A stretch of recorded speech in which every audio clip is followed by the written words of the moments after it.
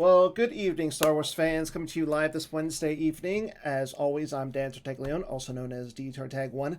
I know we already talked about this, but we had a little bit of a technical difficulties with my computer. I'm sorry about that, everyone. Hopefully they are fixed at this point. Joining me tonight is the co-host and founder of the Bad Deck Breakdowns himself, Mr. Kendall Hallman. How are you tonight?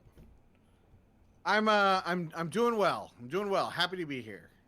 And if you haven't noticed, the guy to, well, my left is a guy we can't seem to really get rid of. That is our current design advocate and person who loves Derek Jeter, CKelly. When you say get rid of, do you mean on the show or as design advocate? So tonight we have a very interesting episode for you. If you caught my 12-hour stream a couple weeks ago, Chris and I did this thing called When Does CKelly's Design. So he picked a deck, he picked the side, he picked light side, I believe it was, and he challenged me to a full match where each of us pick an objective or starting location or theme, and we build a deck. We both have to build off that same objective or theme. So, for instance, like the last time we played, Chris wanted to pick light side. He picked Mind What You've Learned. So both Chris and I had to build a Mind What You've Learned deck. I picked dark side. I got dark side. I picked dark side combat, and that was not a very fun match. Do you remember anything about? Well, I'm saying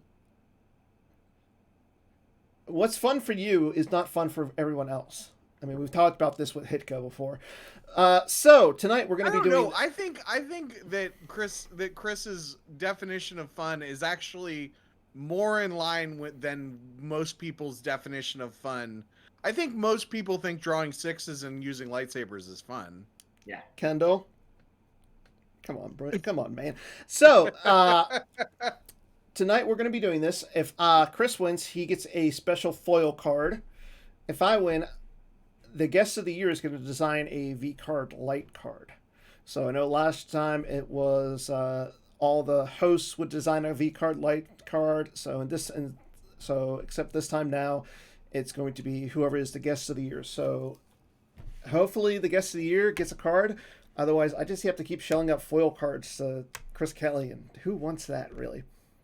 Give me them foils. We're going to be doing that tonight. As we do that, we're also going to be discussing a little bit about the Jawa Cup, the Sandcrawler Summer that's going to be coming up here in the next less than a week, actually. And we're also going to be talking a little bit about. We're going to talk about Set 15 as well. So we got a lot to do tonight. So first things first, Chris, I have a D20. I'll let you call it. Odds are even. You're a nerd. Odds are even. And you get to if you win, you get to pick the side. Okay. So, and just so there's no cheating, I will pick evens.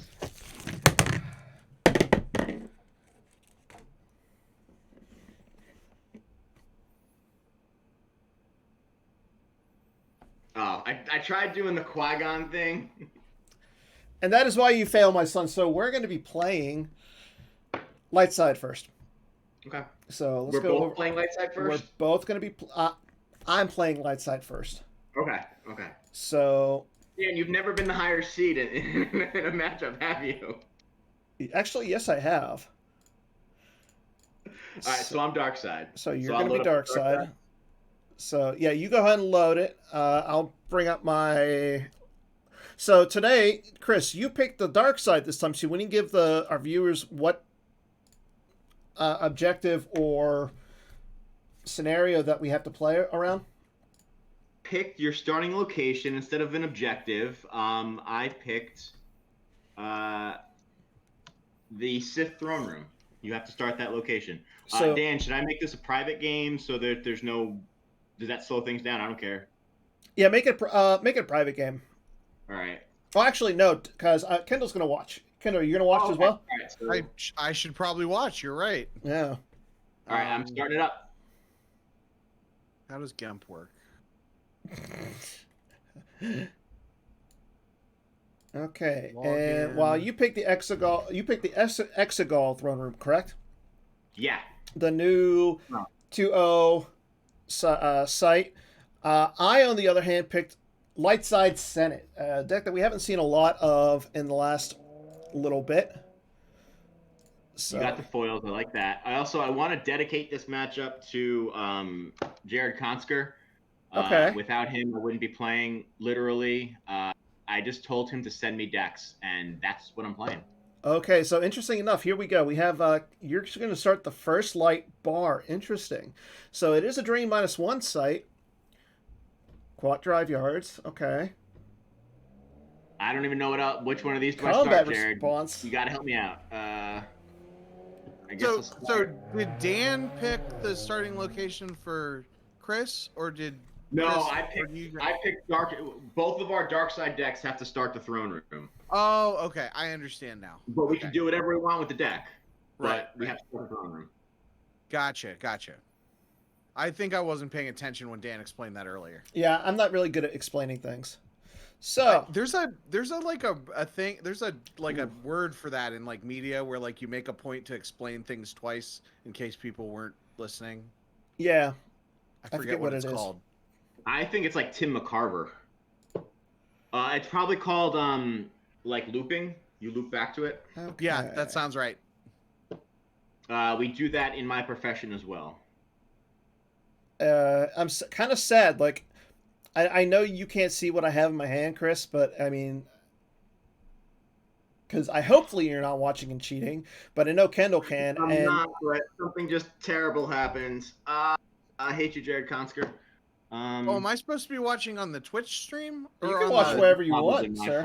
I'm watching it on GEMP, so I can't see anybody's hand. Oh, okay. Well, for those who are watching, you clearly can see that I have some stuff in my hand that I probably I would not like to have in my hand, but it is what it is. Star Wars is an interesting game like that. It is. I messed this game up already. Advantage, Dan. Give out the V card. So again, if I win the Guest of the Year, the 2021 Guest of the Year, we'll get a V card. Is it a V card light? Yeah, we'll figure out what card it is. Why don't we make it a mains character? Come on. Get to design Ben Solo. Yeah, I like that. Get to design Ben Solo. Come on, Chris. Put your money where your mouth is.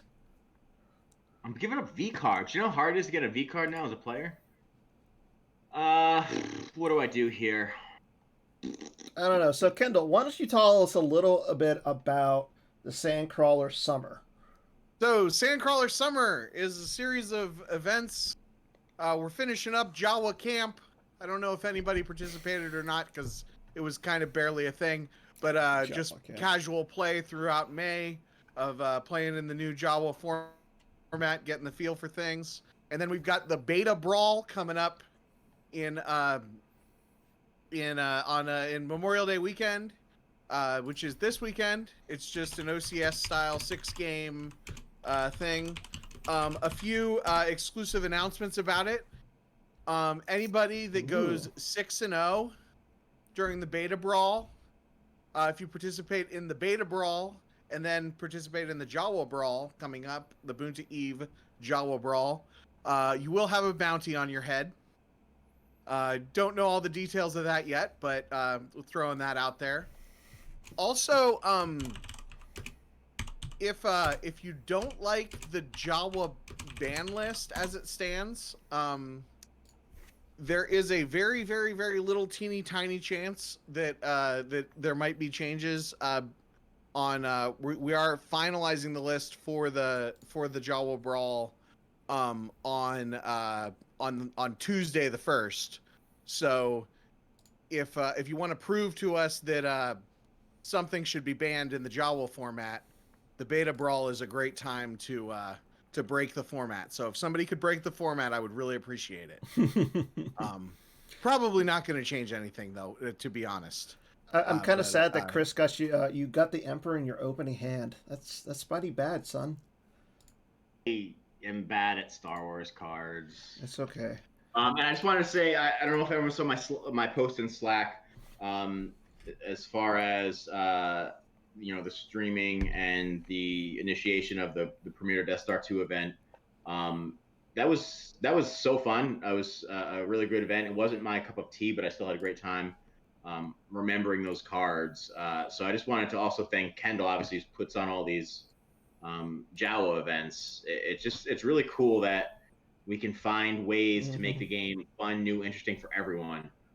So I'm definitely appreciative of all your guys' efforts to run events, and it's just more evidence that we have such a great community, and can basically play this game in so many ways, but still maintain some friendships and decorum. And I appreciate all your guys' efforts in doing that.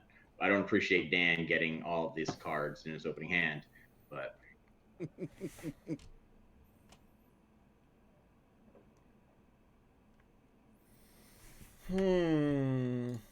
And just for those who don't know, the current Jawa ban list, we did ban I Want That Map, Scum and Villainy, Agents of the Black Sun, and Hunt Down and Destroy the Jedi for Darkseid. So you don't have to worry about map playing Jawa. So you banned So did you ban Court and CCT, or was it just straight Scum and Villainy? Just Scum and Villainy. I've got a no scum court deck that I'm going to be surprising people with, hopefully. Hey, I've seen those. For those who know him, Vikram Bali, he does a lot of those as well. Vic's a really good guy. Yeah, always the trick that I'm kind of going for with this time around is always before when I've tried to build a court mains deck, it was a court mains deck, like it was mains. This is basically a court deck. It does have Vader and Maul in it, but otherwise is just a court deck because Chris Kelly has designed a bunch of really powerful aliens, I mean, by proxy, everyone who reports to Chris Kelly. Wow. I don't know. Does anybody really report to Chris Kelly? No one takes me seriously. Well, I mean, everybody blames you for everything, so I guess everybody that deploys for 4 is you, right? Yeah. Oh, there you go. You got the bridge out. But yeah, so that should be. I'm hoping that's interesting. Kind of a bummer that my kind of scum is collateral damage to that ban list. And then for light side, Watch Your Step, the Masasi Throne Room, Diplomatic Mission to Alderaan, and You Can Either Profit by This are banned. It's going to be really interesting because Profit has been like a perennial key deck in the Jawa format. So no Watch Your Step? Right. Watch Your Step also is banned. Okay. No Idea. No Idea is not banned. Yeah. I think No Idea and No Idea is maybe the most notable not banned deck. So it could get busted, but and also Legend is not banned. Legend I can see because Chris Kelly basically just destroyed Legend. I don't know. I lost against Legend yesterday, so. Well, I'm saying like it's really thematic, and there's a card that I think will be good as a nice, very thematic helper for it. Previously, we would not be able to help Legend at all. So I like that Legend errata. Okay. I don't know about the errata because I'm bad at Star Wars cards, but in general, I've always liked Legend as an objective. The mechanic of placing Luke out of play is like awesome. Unless you're a Luke fanboy, right, Chris? Well, then you don't play that deck. The star of the trilogy, so. Chris. I don't know. I just realized you went over 13 cards in your hand. I sure did. You're not playing Grimtosh. Are you sure about that? Yes. Positive about that? Yeah. You're not that type of guy. Yes, I am.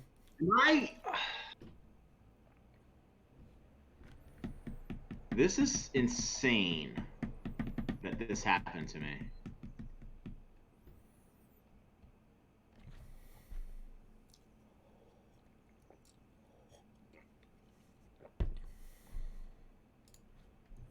Ugh. All right.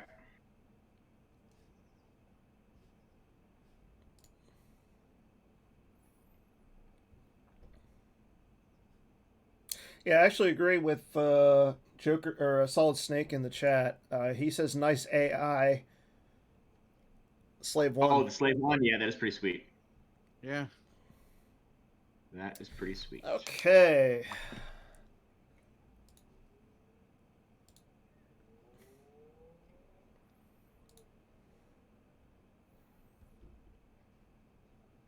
So it's interesting, Dan, that you're playing Senate because I'll give you a little tease. That might relate to something to the little trivia contest that I've got at the end of the episode for you guys. Well, I would say don't do it in the end of the episode. Don't do it at the end? I was going to say do it whenever you feel You like want to do it now? Okay. No, not now. Not now. Not now? Not Okay. now. Because it's my turn. Well, just tell me when you want me to do it. I'll. So manipulated against. So, Kendall, before Yeah. we get into any of that, so you were talking about the ban list for this event. Yes. So besides the ban list and everything, what are, how do I say this? Sorry, it's in my turn and I'm thinking about what I wanted to do there.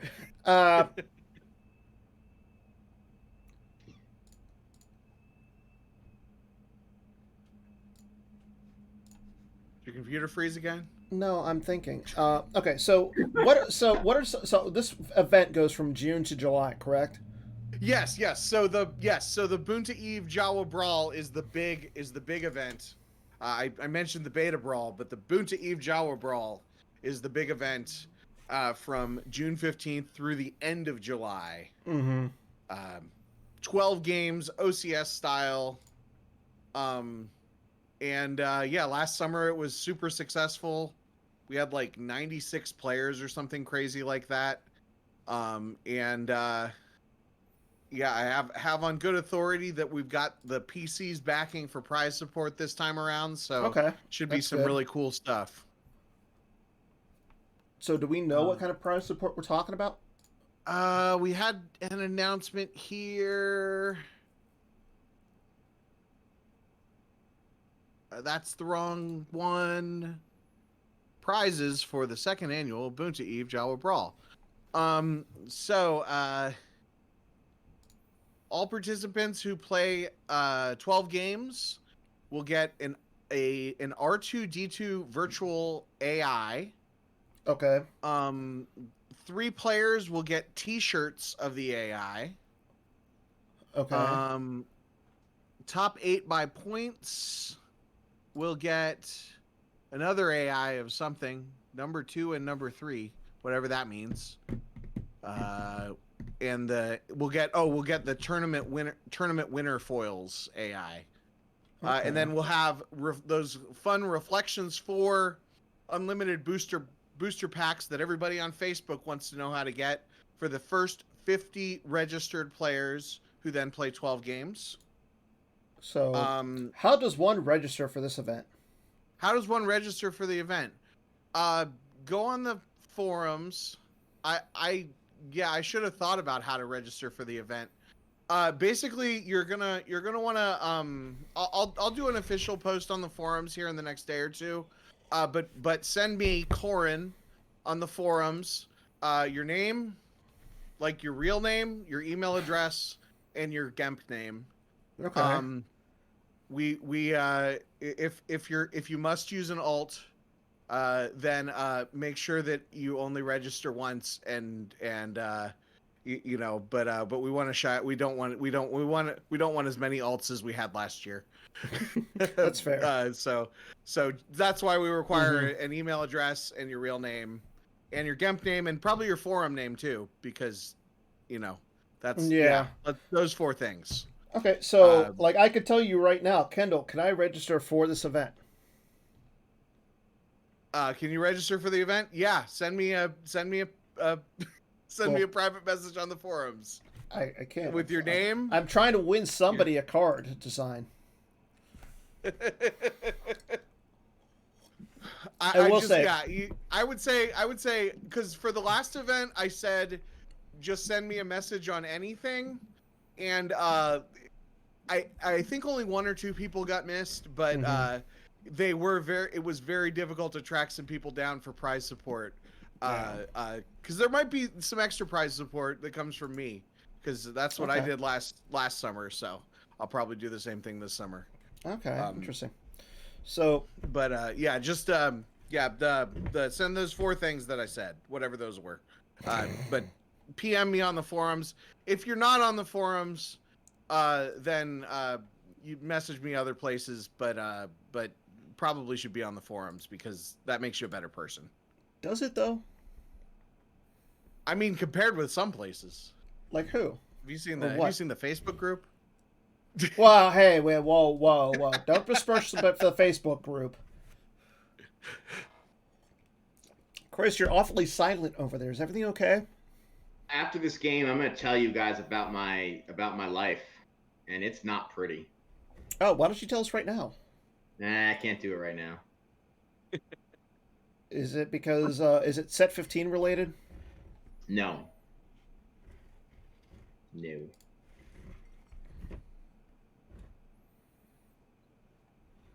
Okay, so I see you got the Arica out, so you're going to block my drain here. Why would you do that to me? I'm playing a little handicapped. You have an 11-card hand. I have a 5-card hand. Let's not talk about handicapped here. Well, that's because you played turn 1 terribly. Did I, though?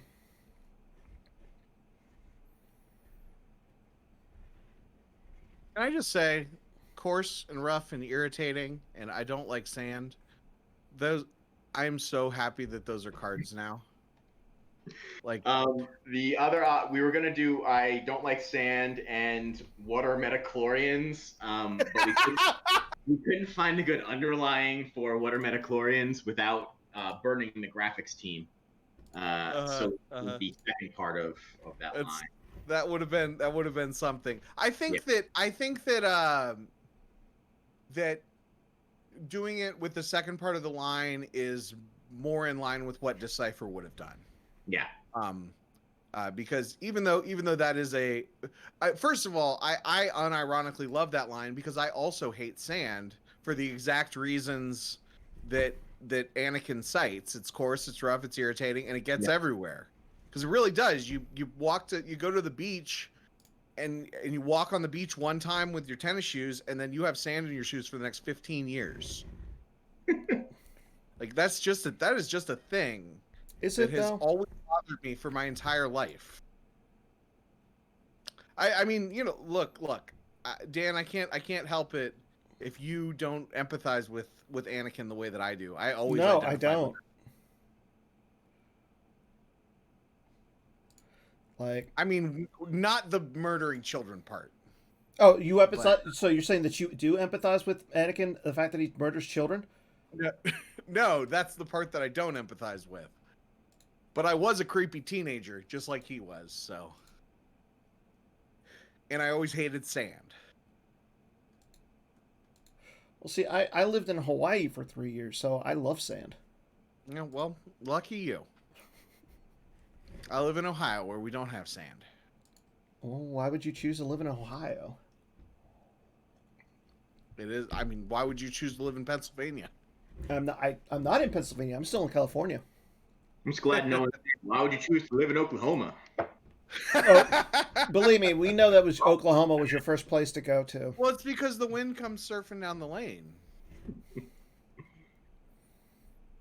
Or sweeping down the lane. I think I got that line wrong.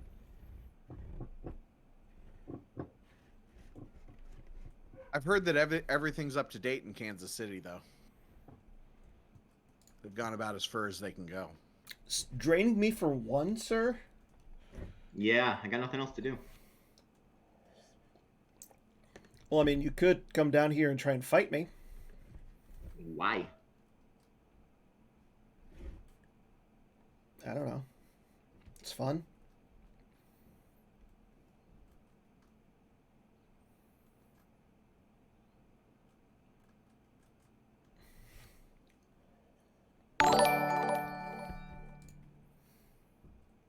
Actually, yeah, there's a. I'm correct. Yeah, Joker King in the chat points out that Ohio has Cedar Point. Cedar Point's fun. Yeah. I mean, I was always a Kings Island guy, but yeah, Cedar Point's fine. So, Chris, besides the fact that we're playing for one of your V cards here, let's talk about a little bit about set 15. So, so we know that set 14 came out how many months ago? Right before Worlds, right? And then we Well, no, did it was some because tweaks. set 14 was the Hitco set, right? Yeah, and then I thought we tweaked it a little bit. Yeah. I don't know. It's everything's been so clustered with me. Set 14 was November, right? Okay. So that So would be 6 months ago. 6 months. It's been 6 months since we have had any new V cards. We did some errata. Oh, you did some errata, but like, where's my V cards? They're coming. Okay. Well, I really hope so. You're bringing down Lord Maul on me, huh? I am.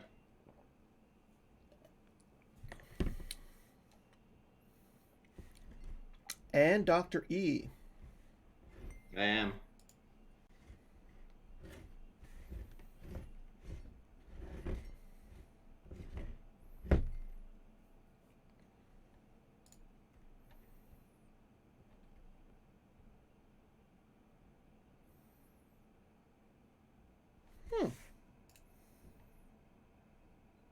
Oh, okay. That seems like an option. Well, it's good for Chris because now, even if I run, it would suspend my Menace Fades. Even if you don't run, it suspends your Menace Fades. Yes. What does Menace Fades do? It shuts down my drain bonuses. Oh, that's interesting. Well, you control any 3 Coruscant Death Star 2 or Death Star 2 locations. I always think of Menace Fades as a sight and a system, but never occurred to me that you could do. So funny enough, non-battlegrounds on Coruscant. Funny enough, CRG was the one who told me about this, that I should do it. Oh, I'm glad you did that. Oh, thank goodness. I messed up. I should have verified. Whoops.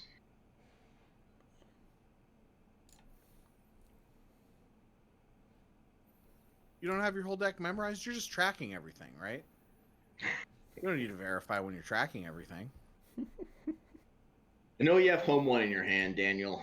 Yes, I do. Christopher.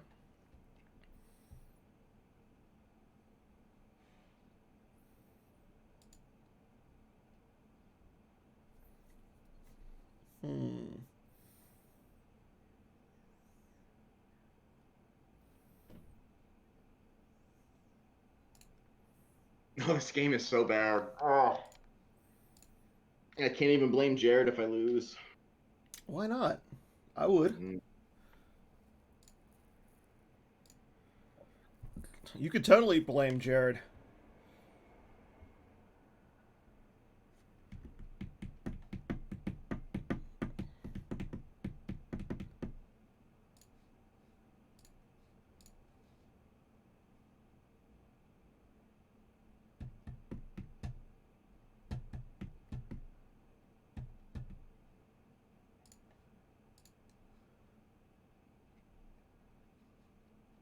What does she do? Turn target. What I must use to force. Hey, does the sand effect get around that? No. It's stupid. Well, here's my question to you, sir. Why did you design it poorly? I didn't design it. I just renamed it. So I was looking through cards the other day, and this Leona Marion came up, and I was like, that looks like if we did a cosplayer of a Leia card. Yeah. I'll agree with that. Which I'm sure also like that was the original intention, is that this was supposed to be somebody wearing the same clothes that Princess Leia wore. Whether this is in garb. Yeah. Exactly.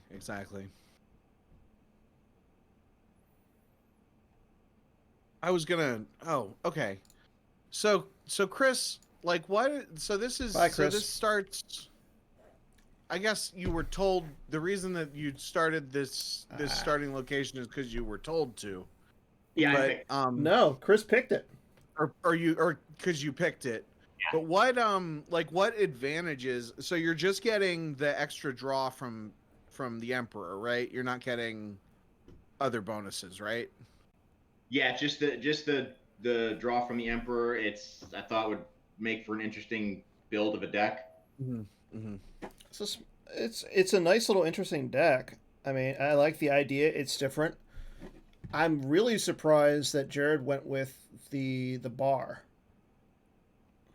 Yeah, I took he just sent me decks. I was like, I think whenever we decided, I was like, hey, send me 2 of these decks, and he did,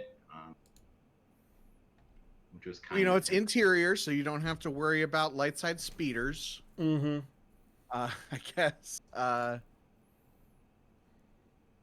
You can. Are you playing?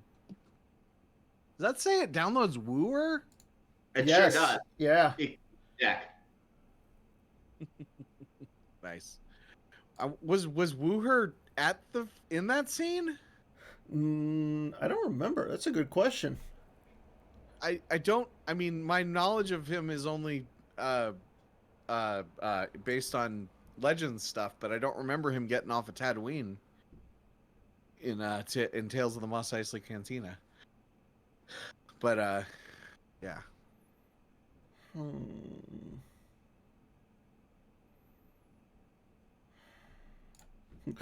Sorry, 3PO.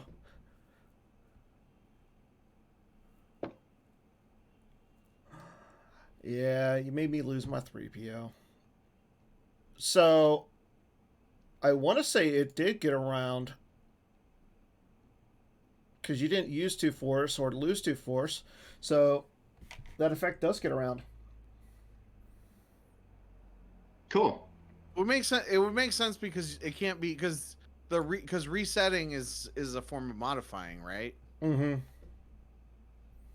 Because it resets it to 0, or it would reset it to 0. It's not that it would. I don't know. I just know whenever a rules question like that comes up, you just go with what Gem says. Yeah, exactly.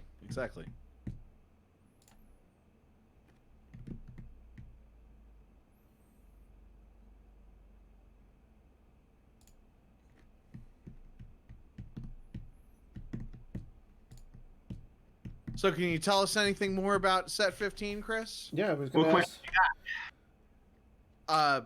I don't know. I didn't get that far. What is there? Can you tell us anything about the theme? Yeah, that's a good one. It is going to be somewhat unthemed as far as both light and dark, but there will be a pretty strong theme for the light side, of something from the original trilogy. So, there's going to be one core theme for the light side, is what you're saying? Correct. And- There's going to be like a few mini themes. So we're doing this new design pod thing. Okay. And so we have a few different mini themes coming out. It's not going to be a unified set like the one of the sets a little while ago was the solo theme. It had Watch Your Step. Yeah. It had the Shadow Collective. So we have that going on. But that's what I wanted. Is it real? Is it what you really wanted? A while ago. So, can you tell me what it was? No. So it's not going to be a theme like that, but there will be some mini themes. Players will recognize, oh, this is going towards this theme, this is going towards that theme. I think the major theme is going to be for the light side, one of the a theme from the original trilogy. Okay. Interesting. Can you, besides theme, is there anything else you could tell us about it? Because you said that Darkseid is pretty much unthemed, correct? There's not one overarching theme for Darkseid. It's going to be a moderate set, but we have, and I can't thank the playtesters, the GEMP coders, the proofers, graphics enough. There's so much on their plates right now. We're trying to put this ability to just release a few more things all together. So there's a lot on their plate, and it's they're doing a lot of good work. Okay, interesting. Yeah. There's cool stuff coming eventually. That's all. That's what I know as a playtester that doesn't playtest enough. There's some cool stuff coming eventually. Chris, not you, but Joker King, I don't play this deck enough to realize it. To realize that he had the I forgot he had the Senate Shield out when I did it.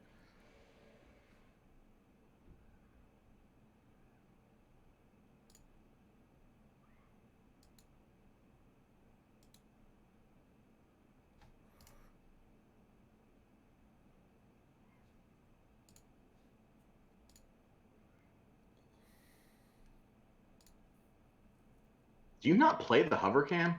I do. Oh, I lost it. Yeah, I lost it to the Sorry combo that you negated. Jerk.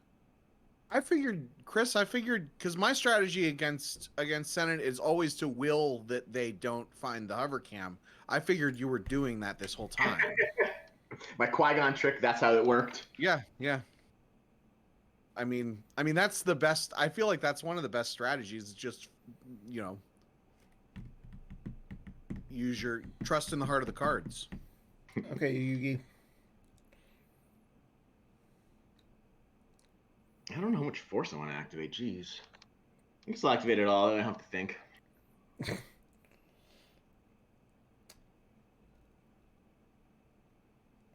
I was playing a game last night that was like super close. It was my Jawa Court deck versus that legend, and I was at that point in the game where I was activating 15 and I had like 20 life force, and so every turn you're having to figure out, it's like, okay, I gotta have 3 for Proxima.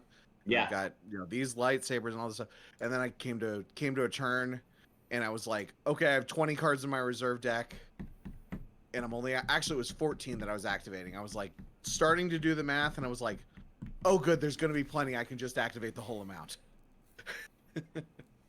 And then you have to count for how many force you need. Right. How many in your reserve deck? That's true. I never account for how many force I need. I always just deploy cards, and then I'm suddenly out of force. It's kind of like how I am with money. I know that feeling. So your activate phase is payday. Yeah. And then 100%. Just gotta make it. You pass go. You collect your $200. Star Wars is just Monopoly. Oh God. So, while we're sitting here playing our game, Chris, and now you got Vader out, so that's pretty good. So let's do a quick swing and a miss, and Okay. it's a hit. So I've got 4 questions for us today.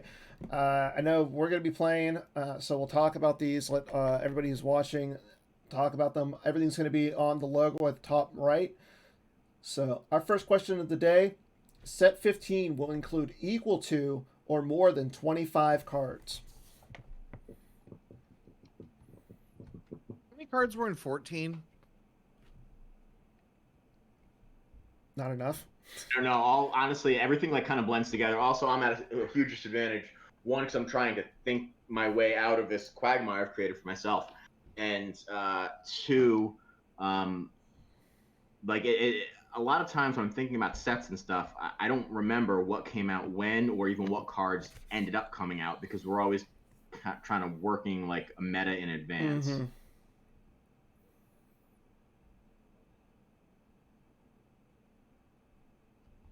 One, 2, 3, 4, 5, 6, 7, 8, 9, 10. Are you counting playtesting cards, Kendall? 18, 19, 20, 21, 22. Kendall? No, I'm counting V14 cards. Oh, So there were 20. okay. There were 22. It looks like there were 22 V14 cards according to Scomplink. Also, does the V15 card that's already been released count in that 25? Which set 15? Oddball. Or Wait. odd something, right? That's what it was, right? It's Starfighter. Yeah, his Okay. Starfighter, yeah. It's set 15, so. Oh, that is a set 15 card, though? Yeah. Technically. It's got because it was the thing. Because it was the only, it would have been the only even number on the card. It's legal and all that crap, but it does have the set 15 logo on it. So does that count towards the 25? No. No, it doesn't. It does not. An under. So what is that? Swing and a miss? So you're going to say under. Right. If yeah, I think it's going to be small. I think 15 is going to be smaller than 14. So I'm going to go with it's a hit. I'm optimistic. Like, we just had a smaller set. Like, set 14 wasn't huge, but it's been 6 months. And there's been a lot of action regarding this set. So, I mean, I could see it being a bigger set than what we're normally used to. yeah, So, I think I'm going to say it's a hit. Yeah, I don't want to say anymore. Okay, Chris. I think it's going to be less. Mr. Design Advocate, what do you think it's going to be? Is it going to be it's a hit that it's going to be 25 or more? I think it's going to be more than 25. Ooh. Okay. So Chris Kelly might be putting his mouth where his money is. Or he might be throwing you off. Or, I don't know. I mean, He might be bluffing or something. I don't know. Chris Kelly doesn't bluff. I'm about to. So, on to question number 2. There will be at least 2 new objectives in set 15.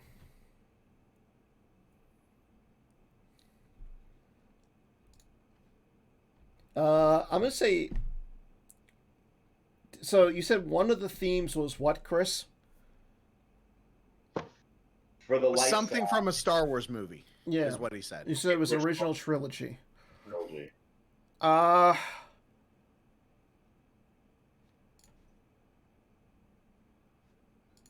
Original trilogy.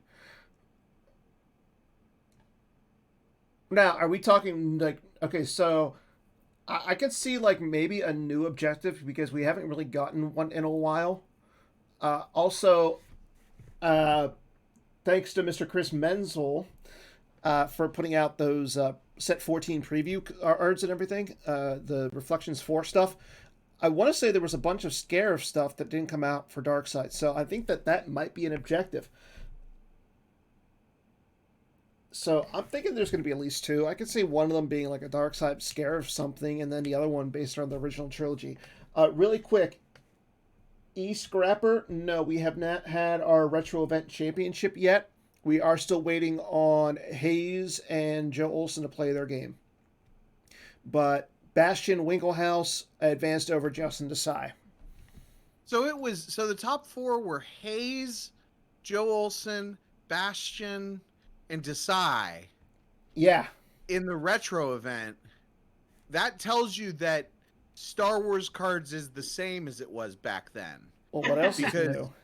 Because those are like the most obvious 4 best players. Like, I'm not saying they're the 4 best players. Like, there's probably, I mean, I think that I always root for Joker King and CRG, but like they're the most obvious best players. Well, I mean, yeah, you do got to root for the underdog here once in a while. Like, I feel like if you know, like if you were like seeding them or whatever, that's crazy that there wasn't, because I think there were some people that played in the retro event that you know, actually sometimes play, play Premiere to Death Star 2, and I'm sure that none of those four put a lot of time, take a break from their worlds testing to play Premiere to Death Star 2. You know what I mean?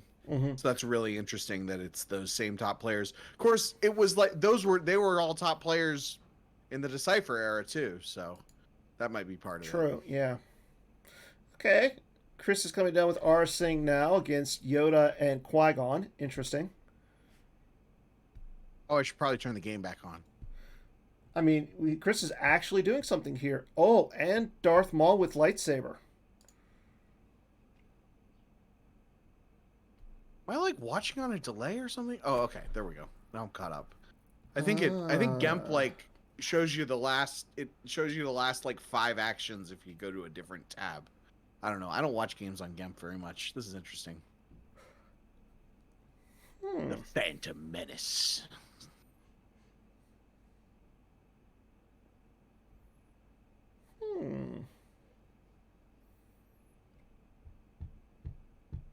He doesn't have any destiny to draw.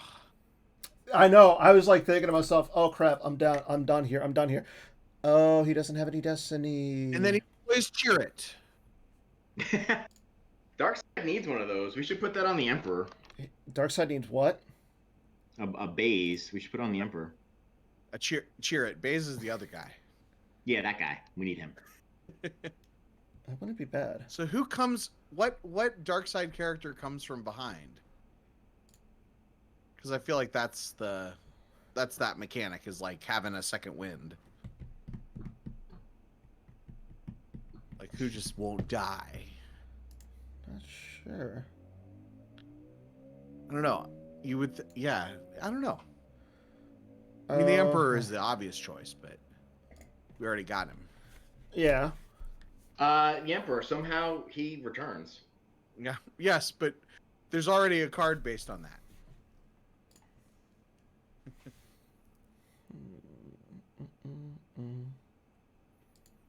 I mean, I always would, print. I would always support a Emperor Palpatine Rebel Scout kind of card. That's Take a hand if you draw for Destiny. Yeah.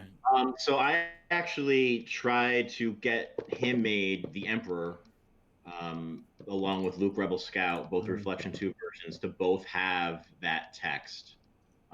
Okay. And part of the problem was his text, you need the can't move or deploy, even if carried. So by the time you added that text plus the other text, there was and immune to attrition. Oh wait, Chris. Really, yeah. I don't know how I did this, but I didn't activate anything. I know how you did it. You just click. No. I want to save 2 cards in my reserve deck. Yeah. So, do you care if I revert? I don't. Thank you. So by the time you fill the Emperor's box, there was no text really, no space to make him any good. Mm-hmm. Okay. Yeah, that makes sense. Start of my turn. Start of my. So you either make it. So the solution is you either make an Emperor that can go to battlegrounds, or you just give him do another Destiny 6 Emperor. I like the Destiny 6 option. Yeah. If I had my druthers, I would make a very, very close to version of both Emperor and Jedi Luke, so that there's still some incentive to have the actual card. Right. But also, if you don't have the actual card, you're playing with a Destiny 5 Luke or Destiny 6 Luke who's deploy -2 to Endor instead of -3. Something along those lines where it's very close, and anyone who complains that it's an issue would just be whining. Well, I mean, also with on top of that, I mean, we know somebody who has more than enough Lukes to go around, and he's always willing to let somebody borrow them. So, really quick, we got 2 more questions for Swing and a Miss. It's a hit, though. Question number 3. Map, we'll see an errata before Nationals.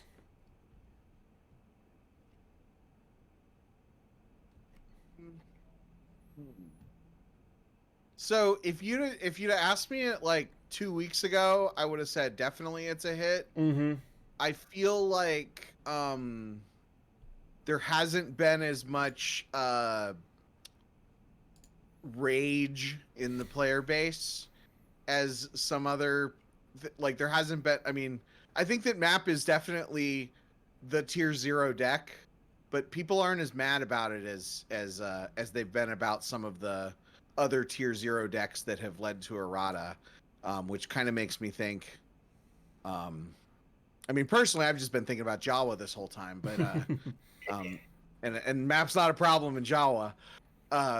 Yeah, you're right there. But I don't feel like I would say that if Map is as broken as it seemed like it was during the MPC, that we will see errata on it after Nationals. Mm-hmm. Because Joe Olson will figure out how to play Vader in the deck or something, and like just like destroy everyone. And I don't know how, because the card says the Vader's lost, but somehow he'll figure out a way. And then like it'll get. Basically, Nationals, I have a feeling Nationals will be the test. Either somebody will figure out how to beat it, or it will be half of the field, and Darkseid will win 80% of its games. So, honestly, like, the way I'm thinking about it is, lately, I haven't seen a lot of Map. Everybody says Map is the best deck right now, and I'm willing to agree.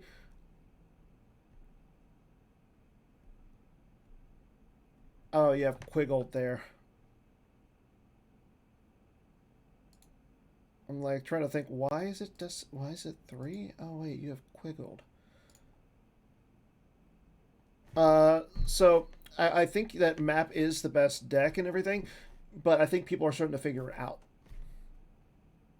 So I think it has a few not great matchups. Now I'm going to say this: the deck that I'm most worried about is our tractor beams. Have you guys seen the amount of tractor beams that have been being played right now on GAMP? It's insane. Any tractor beams I've ever heard. Like the amount of tractor Nationals beams is going to be in person though, insane. so people will actually have to know how they work to play the decks. Well, I mean, I understand that, but what I'm saying is like it's pretty insane.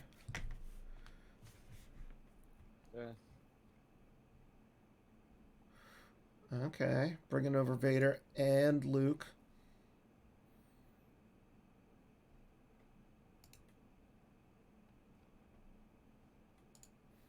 Are you bringing over the entire posse? I think so. There's no downside to it, right? I was thinking about maybe keeping one of them there. But I don't know. Yeah, may as well chase, and you can still force train when he moves away. The problem is who says I'm running away? Who says I'm running away with destinies like this? You've got a 3, a 2, a 1, a 4, and a 4. I'm gonna shuffle, bro.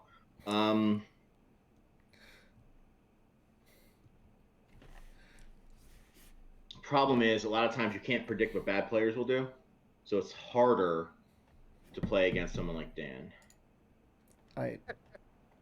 Thank you.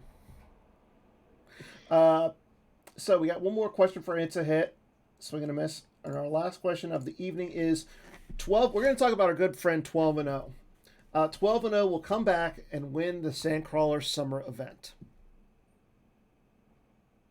Kendall, we've already seen 6 and 0 show up and register for the beta brawl.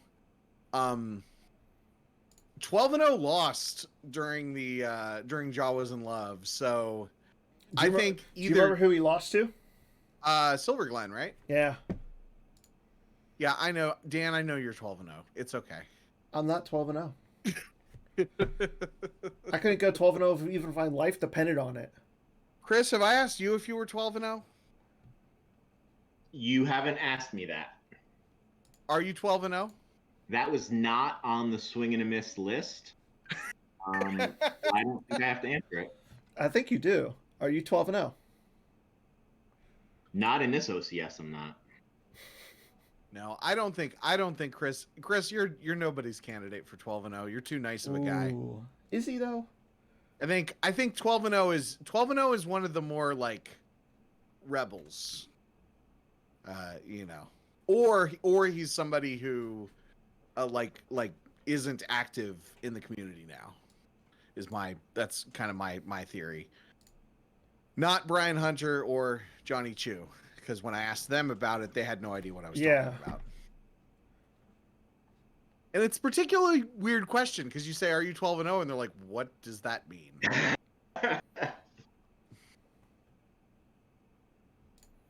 This has become a game, Dan. But to answer the question originally, I think that like Nationals is going to be make or break it for Map.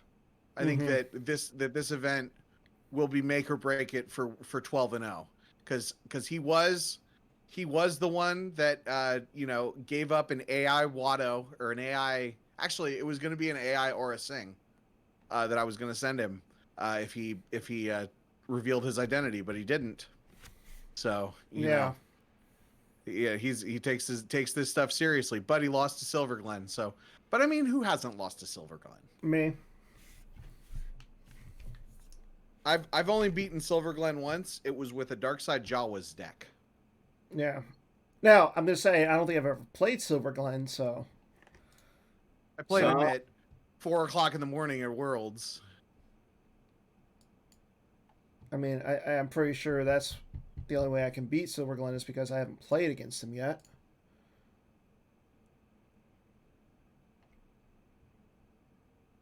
Okay.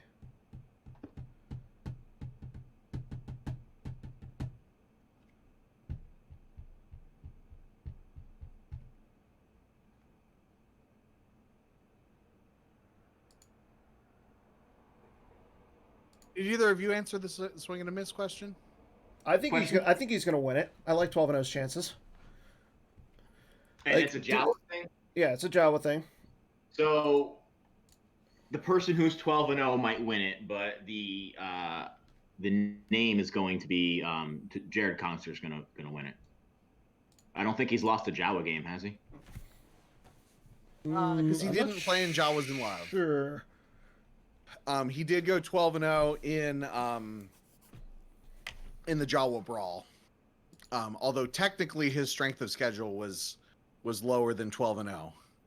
But he still never lost. Which is kind of why I thought that Jared was 12 and 0. He seems like the kind of guy that would do that. But then 12 and 0 lost a game, and that makes me think it's not him. Okay, so while we're on the topic of 12 and 0, who do you think it is in the community?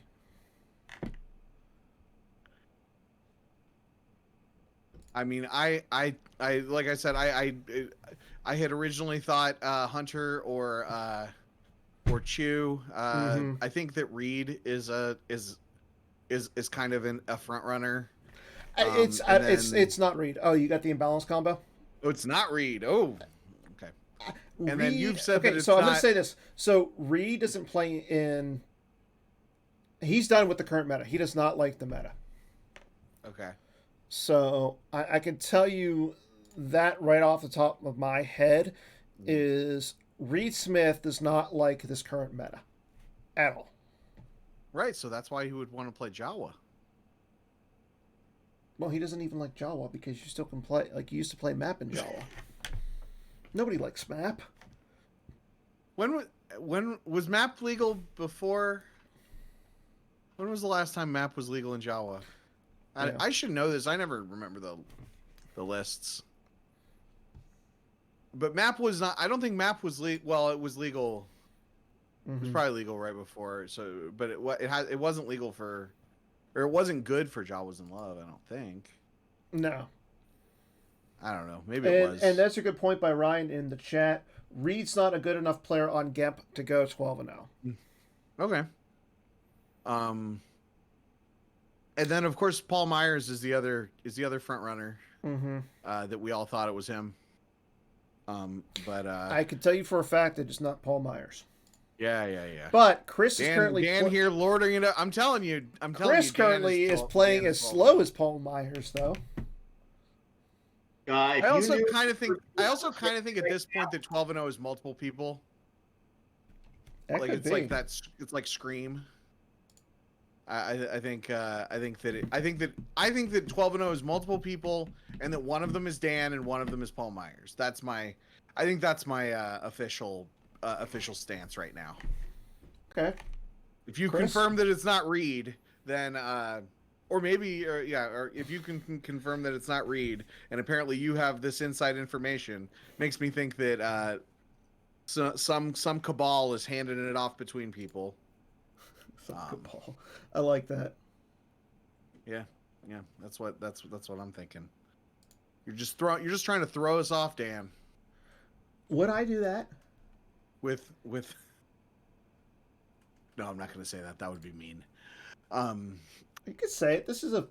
No, I was just going to say you're trying to throw us off with saying it's not certain people, and by playing poorly for decades. That's pretty funny, actually. Yeah, I'll give it to you. That is kind of funny.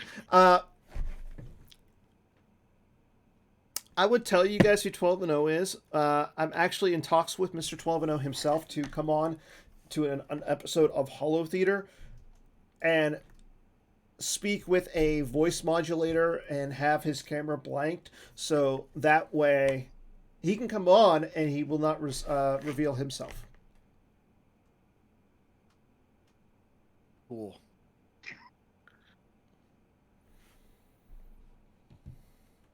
So I'm in talks with him. As soon as I hear from him, if he's able to do this, I'll let everybody know, because I'm thinking that's going to be a good episode. And you know what? That's fun. Just for you, Kendall. Obviously, because I can't. If I'm on screen with him, it's not going to be me. So, I'll get anybody you want to come on with me and be on this episode. So if you want Paul Myers, I'll get Paul Myers. If you want Reed Smith, I doubt I'll get Reed Smith, but that's besides the point. We'll go from there. Okay. Yeah, we'll go from there. I agree. Of course, if it's multiple people, you could just hire Johnny Depp to do it, and we'd be none the wiser. With what money? I'm poor. Ish. I don't know. Maybe sell a couple of LSJKs. Whoa! I don't want to make Chris spend all of his money. That's where all the LSJKs go to, is Chris Kelly's collection. I was thinking the other day about buying one, and then I realized that I had rent to pay. So right now I have 6 LSJKs. Chris, maybe 7. 7? What? So how many? 4, Yeah. 5. So Yeah, actually, that's a 7. good question. How many? I need 5 more. Need? I need 5 more. So, is it 5 more? I need 5 more. Okay. And so my reasoning for this, and I'll show you. I can walk away because I know Chris is taking his good old time here. Oh, Daniel, I'm having a rough time.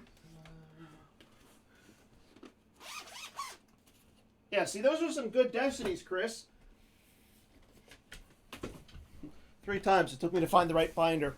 So, let's see. You've got a 1, a 4, a 4, 6, 4, 5, and 5. Those are pretty solid. So, Chris, I think, will actually like to see this. I know he's busy. But, as you can see, I have a binder. It's a 12-slot binder of just 4 of them right there. So, Hold on, I need to go on Discord to look at it. Hold it up again. I'm on Discord. So, I've got 2 in my collection binders, but then I've got 4. So, I'm currently in the need of, or 5 of them. I need 7 more. That's really cute. I've got 1 LSJK. I figure like that, but the thing that's keeping me from trying to buy a second one is that there's no situation where you want 2 LSJKs. You either want 1 or you want 3. Well, no, if you're playing Hitco, you want 5. Right. But like you could, if you had 3, you could run 3 LSJKs and a Luke Skywalker Rebel Scout, and be like, that's close enough. Yeah. It might not be optimal, but like you could justify building the deck. True. And then maybe work to get up to 5. But with 2, no. 2 is nothing. But 1, you can play There's Good in Him. So yeah, so I'm like, yeah. Especially with how much he's going for these days. I wish I would have spent more money when he was at $100. So I was like, oh, once my father before me gets errata, nobody will be playing it, and then it'll go down in price. Yeah. And I was wrong. Yeah, so there was a lot of theory about what that errata would do as far as the market. I think what we ultimately learned is just Star Wars is collectible, and something desirable. People are going to want it. Yeah. I think that, Luke Skywalker Rebel Scout did go way up in value with the virtual card.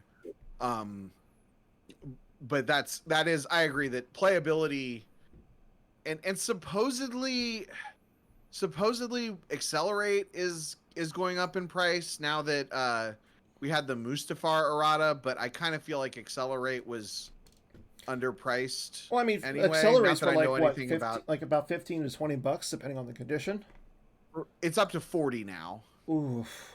Or at least, one guy was selling it for 40. Yeah, I was gonna say, So, what's his? I mean, but like people have been. There was like a person on Facebook talking about it, so I assume that means that people have been talking about it in the world of SWCCG finance, which I am an expert on. But no, it seemed some people were saying that it had gone up, and I did see somebody trying to sell them for 40 a pop. He had like 7 of them. He was like $40 each.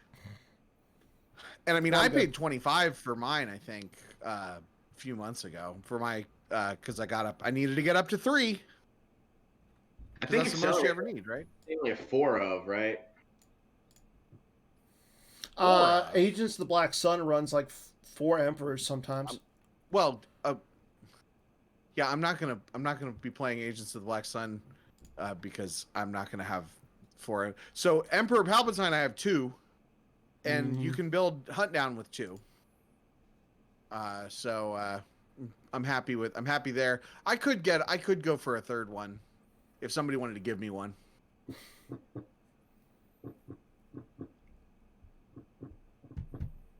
And I really like I do like Emperor Returned though. I think that he's a nice. Yeah, I wonder how he would be in Black Sun. I mean, you kind of can see what your force pile is a little bit. Yeah. Yeah. And he's Destiny 4, which isn't bad. I think Destiny 4 is kind of a good place for Jedi Masters to be. The old Jedi Masters who are past their prime, like Luke and Emperor. Luke and Emperor and Yoda. Oh yeah, I guess new Yoda. Younger Yoda is. Isn't the original Yoda Destiny 4? No, Dagobah Yoda's 1. Yeah, which is that was before people realized they should make main characters have better destiny. Let's do this. I knew somebody was that. Really, Dan? Somebody was a Destiny 4. This is interesting. Yeah, I guess you're right.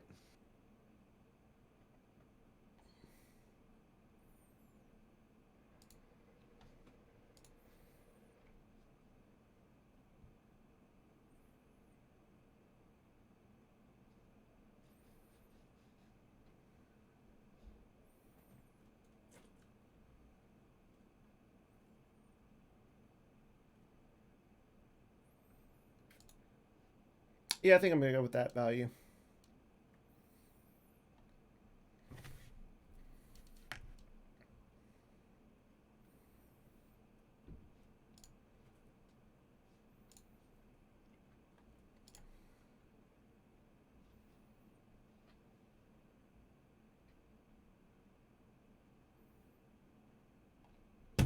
Ah, sense. That's worse. No, it's just sense. I was like, oh no, he's got the imbalance combo because it's taking forever.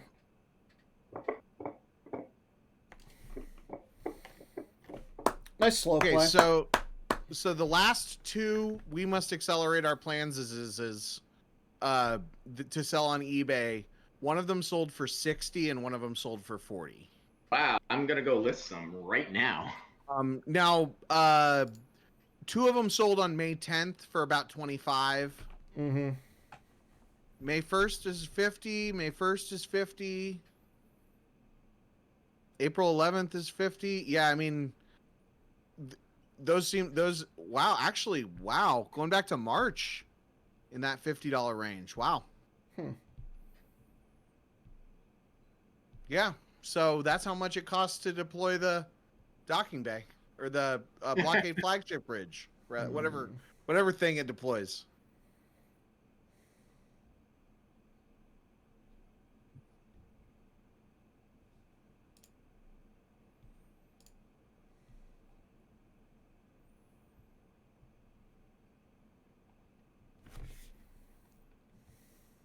Yeah, I don't even play accelerates in court anymore. Someone was bringing up an interesting point. If Twi'lek is actually better than Accelerate. I mean, personally, I use it to deploy leaders all the time. Do you? I always Yeah. find I never use it for that because they're never in my reserve deck. Yeah. I mean, because I run. I'm sure I'll forget something, but Jabba, Proxima, Hondo, Mithron, and Shizor. So I've got 5 leaders in there. A lot of times I'll pull Hondo with it. And then you get Hondo, and then Hondo pulls Aura, which is really nice.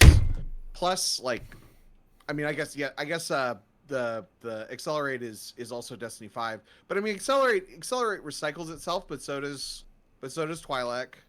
And Accelerate is better to recycle though, because you can do it at any time, and you can get some effects. Dang it, CKelly. Right, but if you're not playing any effects, yeah, I don't think I literally play. I mean, sometimes I'll play disarmed, but not usually. I don't think I literally play any effects other than my starting effects in my regular court build. Come on, draw 3. I mean, if I do, then I want them to stay in my deck so that I can draw them for Destiny. Yeah. Because court doesn't have good Destiny.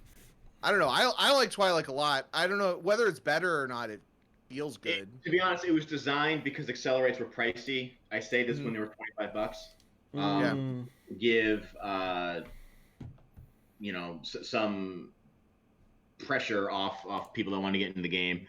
Court was a like a cheap deck you could make it. It was good at the time.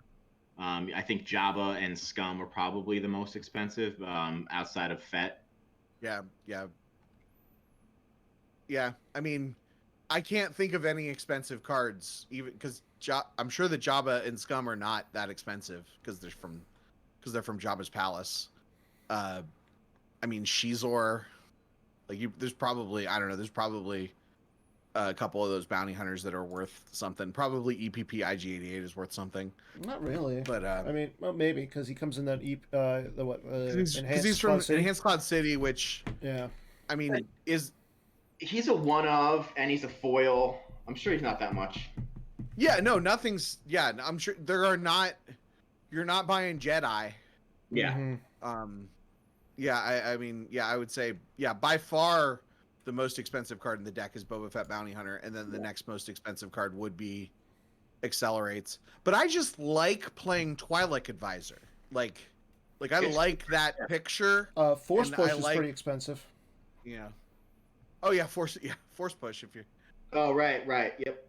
Which Force Push honestly goes in and out of my court deck. I know that's probably wrong, but yeah, it goes in and out. For what it's worth, when I've been taking some of my decks apart. I had so many decks put together, but I find now with Gemp, like we don't really have to do that. So I'm downgrading my collection again.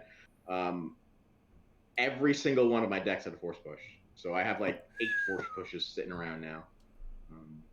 I force push probably the best one-of card. Yeah, I'll agree with you on that. I mean, I have a force push. I just, yeah, like I said, it kind of goes in. It's one of those cards that because it's low impact, it's very easy to cut if you're looking to put a bad card in. You know, like I like with my court decks. I mean, I'm sure that I could sit down and build and play like the most regular best version with the exact right number of aliens and the exact right numbers of ships and stuff, and play it kind of okay.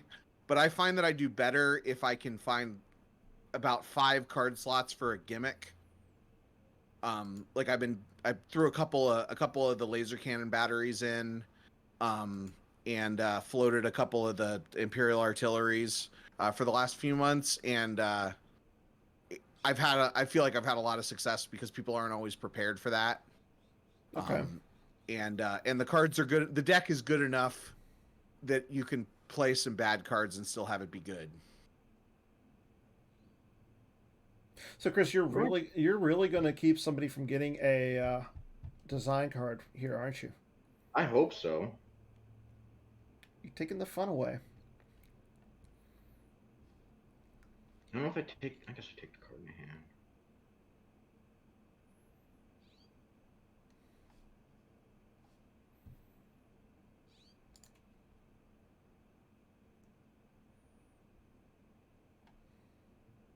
All right, so we want to play. You guys want to play this game? Yeah, let's play your trivia game. Okay, I can't tell whose turn is it. It's about to be mine. Okay. Yes. Okay, so we'll do. Oh crap! I did it. We'll wait until the end of Chris's turn because Chris has to go first for this to be funny. No, do it while he's doing his turn. He's not going to do much. He's got a 4-card hand. He's got most of his characters out on the table. Kylo's in his deck, so he's not going to put anybody down.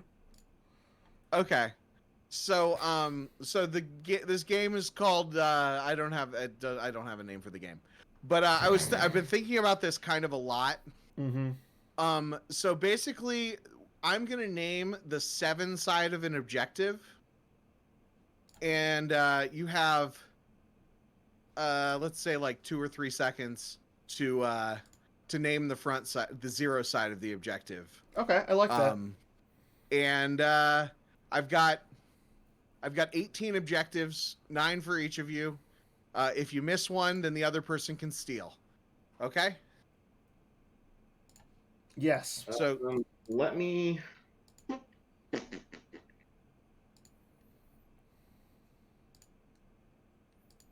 I'm gonna back up and activate more, if that's all right. Sure. I was gonna be. I don't know.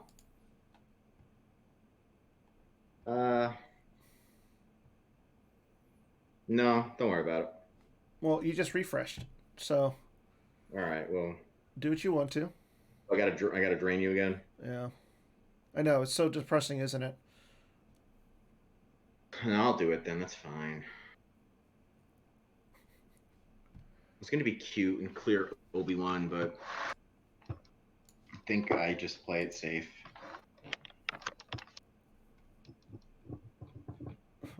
I'm running 3 Blaster Defections in the deck. Well, then that's a terrible deck, and I'll win anyway. that is a lot of Blaster Deflections. No, I'm running 2. I'm running 2 Blaster Deflections. So, Kendall, you want to start us off? All right. So I have them written out. So we'll start with Chris. You ready? Yeah. Okay. First objective, the 7 side. He will bring balance. He is the chosen one. All right, that was your gimme. Gimme. More dangerous than you realize. My turn or Dan's?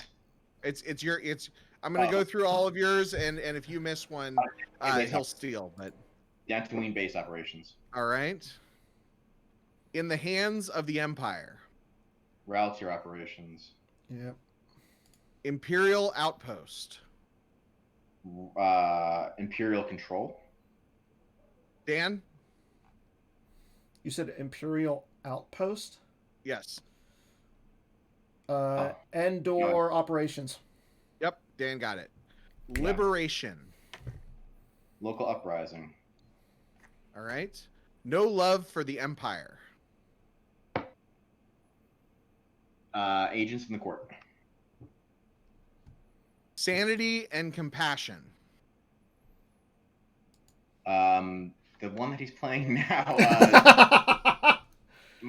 Plead my case to the Senate. All right. And sometimes I amaze even myself. Rescue the princess. All right. So you did better than I would have. You got 1, 2, 3, 4, 5, 6, 7 out of 8. I guess I only have 16 written down. You got 7 out of 8. Dan stole 1. So right now the score is 7-1. You ready, Dan? As I'll ever be. All right. First question. In the hands of the Empire virtual. Oh, you're doing virtual ones too? Because that one, I was going to say, you did that one already. It's Relative Ops. V. All right. I was going to say, yeah. Was that a gimme? Was that a gimme? I don't play Ral Ops. You know that. Well, except for I already did that one. I guess I have to be paying attention a little bit more. I just realized I think Dan's list is actually a lot harder than Chris's. Oh, thanks. I did not mean to do that. You truly belong here with us.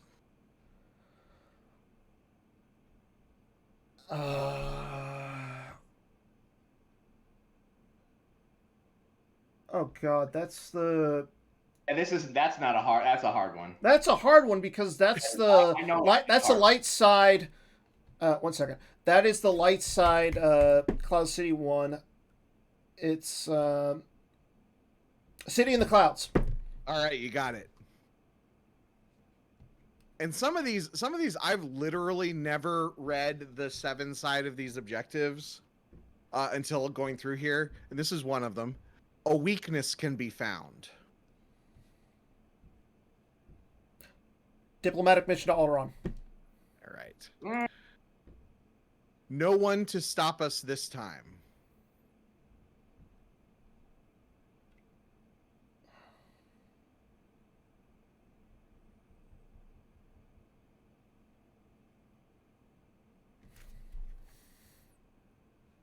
Sorry, I'm thinking about an action too. Time's up. Oh, please.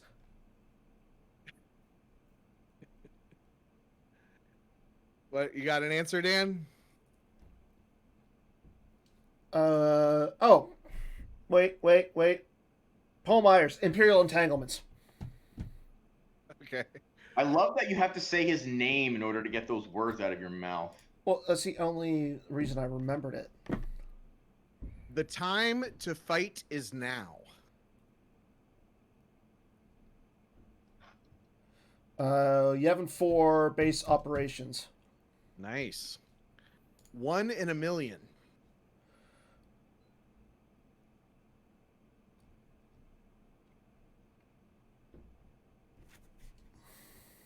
Masasi base operations. All right. Garrison destroyed. Rebel strike team. All right. And for the win, well trained in the Jedi arts.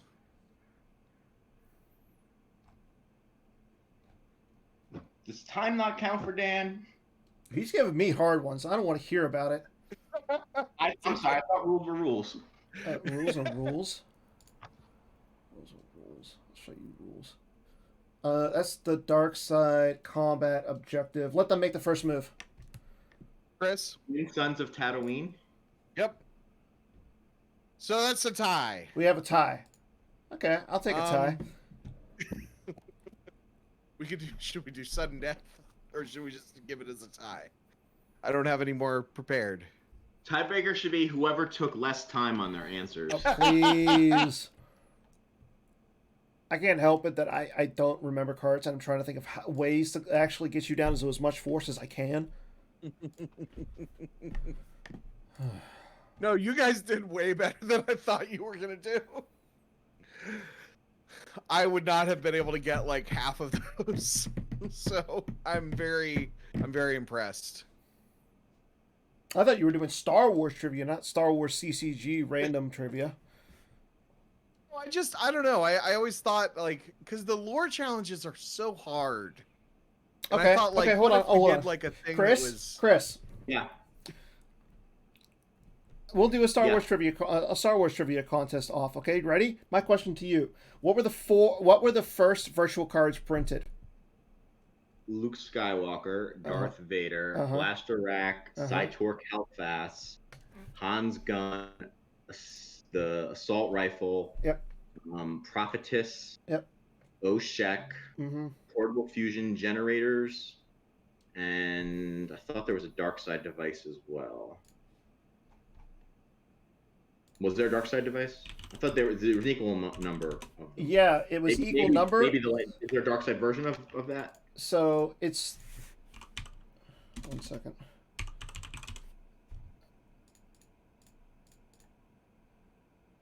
So it wasn't the portable fusion generator. Fusion generator supply tanks. Oh, same thing. Yeah. No, it's not. One card was printed in a Premiere. One card was printed in Hoth and Dagobah.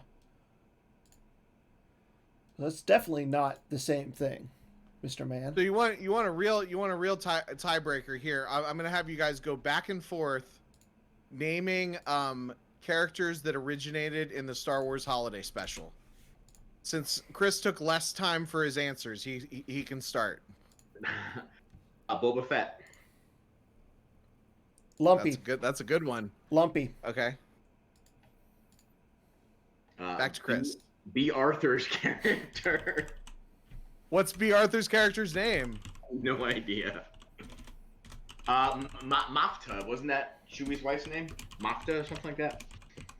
That is not her name.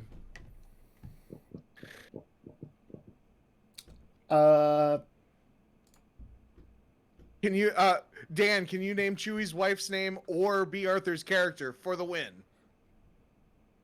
Akmena. Yeah, that's close enough. Akmina, but I don't say it. Or no, they do say it out loud in the thing. But yes, my cat's name also Akmina. So, not only am I offended, but my cat is offended.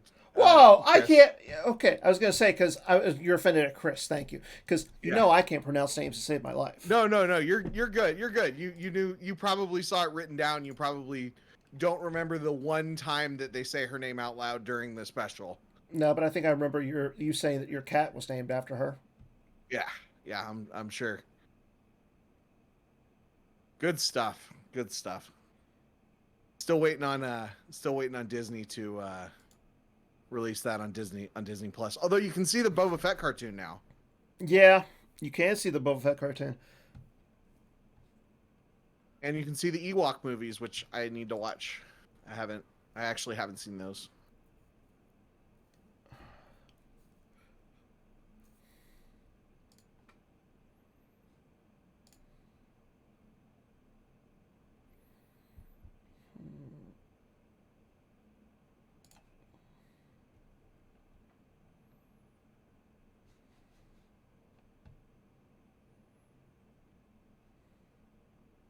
We got a battle going on in the game now.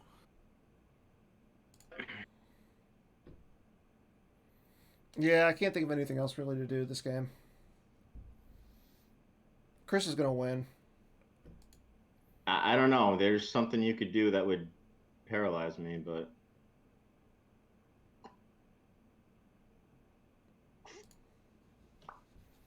Yeah, what would that be? I'm not telling. You can tell me. I can keep a secret. Oh, I thought you were gonna play a third. Sorry about the mess combo for me to cancel. No, I don't have a third.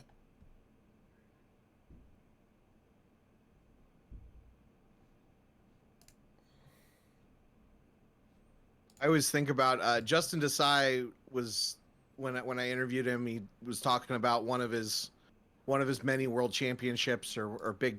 No, I guess the only world one of his big event performances, and he said that there was somebody who had a team and they were like second guessing themselves and stuff, and they came up to him after the game and they were like, how many sorry about the messes were you playing? We thought you might be playing 3.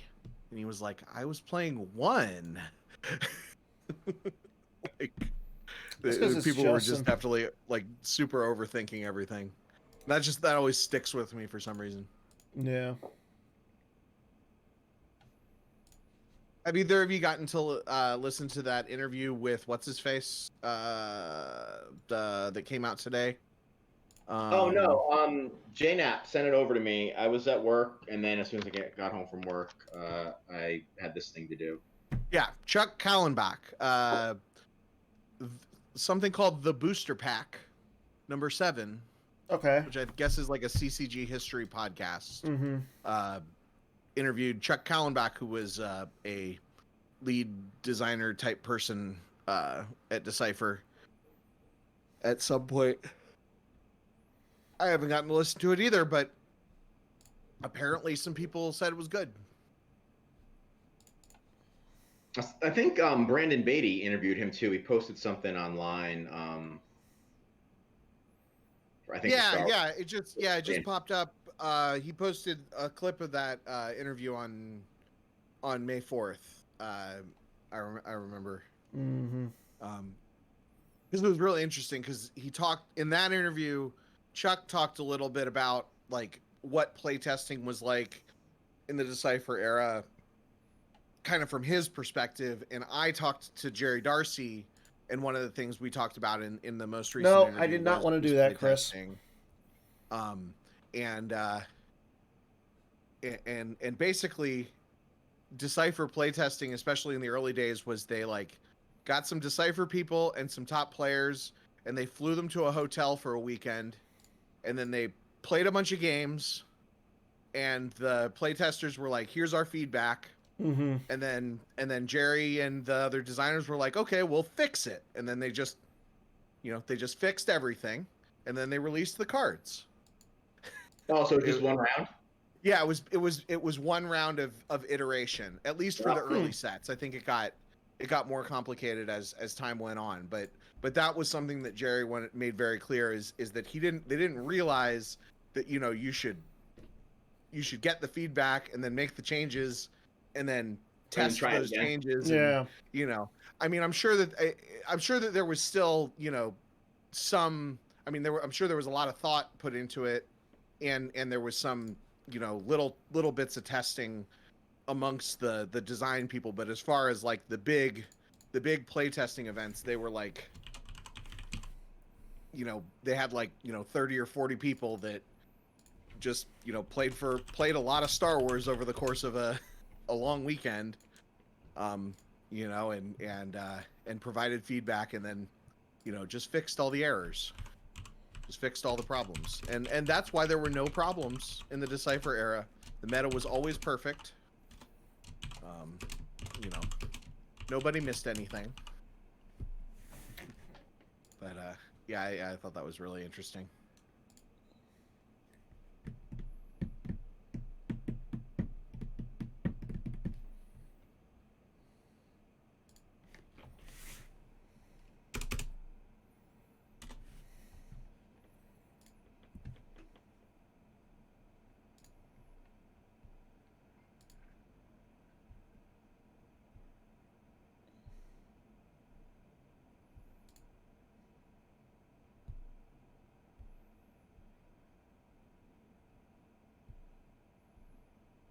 I love how all your guys are immune.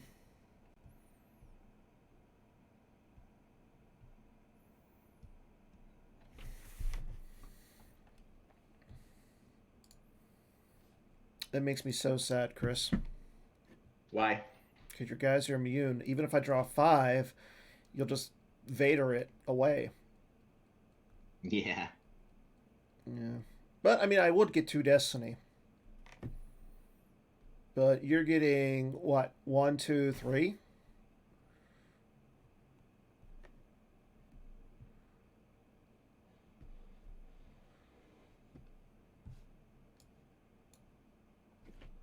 Dan, I think Chris has more cards than you left. He does. He has 16 to my 6. And he's got 4 cards in his hand to my 2. But you know what's nice? I want to make sure that I'm doing the right math. Do you know what is nice though, Kendall? What's nice? I'm not going to go down. 69. Yes. Wait. I didn't see that you didn't move both of the guys. You just moved the one. No. Or you moved 2 guys. You moved Vader and the pilot. Okay.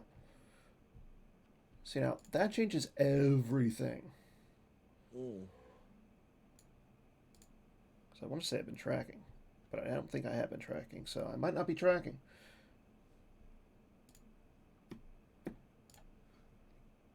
Yay, I'm tracking. I always assume my opponent is tracking when they get to this point in the game, but I'm never tracking. So I was going to say, don't assume anything with me. I'm a wild card. Or at very least, they will draw the card they want to draw, whether they're tracking or not. I didn't mean to lose that, so let me... You know what? It's fine. It's fine.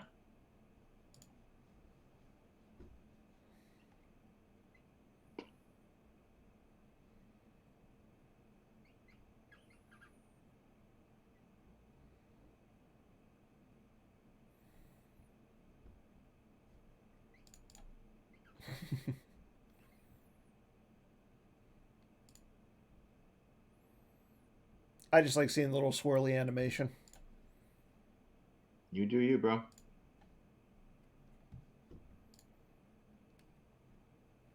I like how you're just so monotone right now.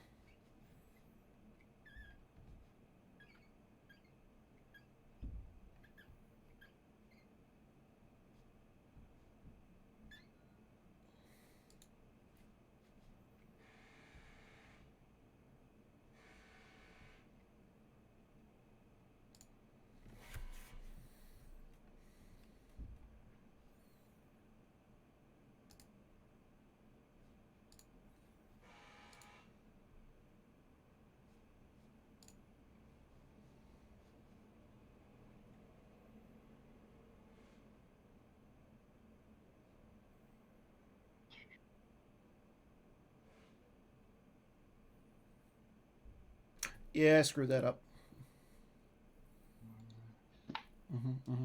Totally screwed that up.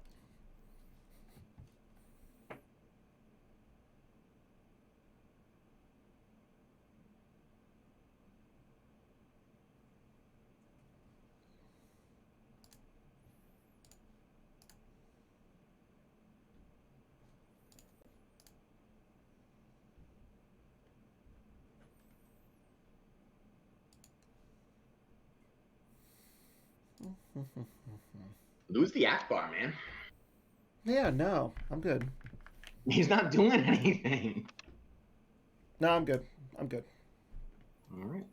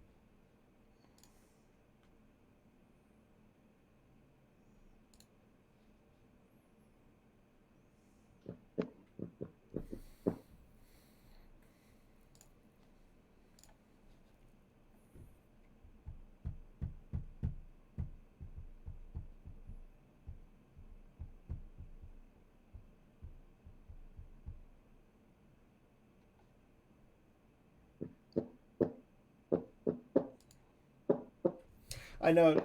I like how Kendall. Are you having a fun time with this game, Kendall? Because it's grindy for me. I'm only like a little bit paying attention. I was on my Facebook. Facebook. I'm very entertaining. If only I could get rid of that lone Mace window.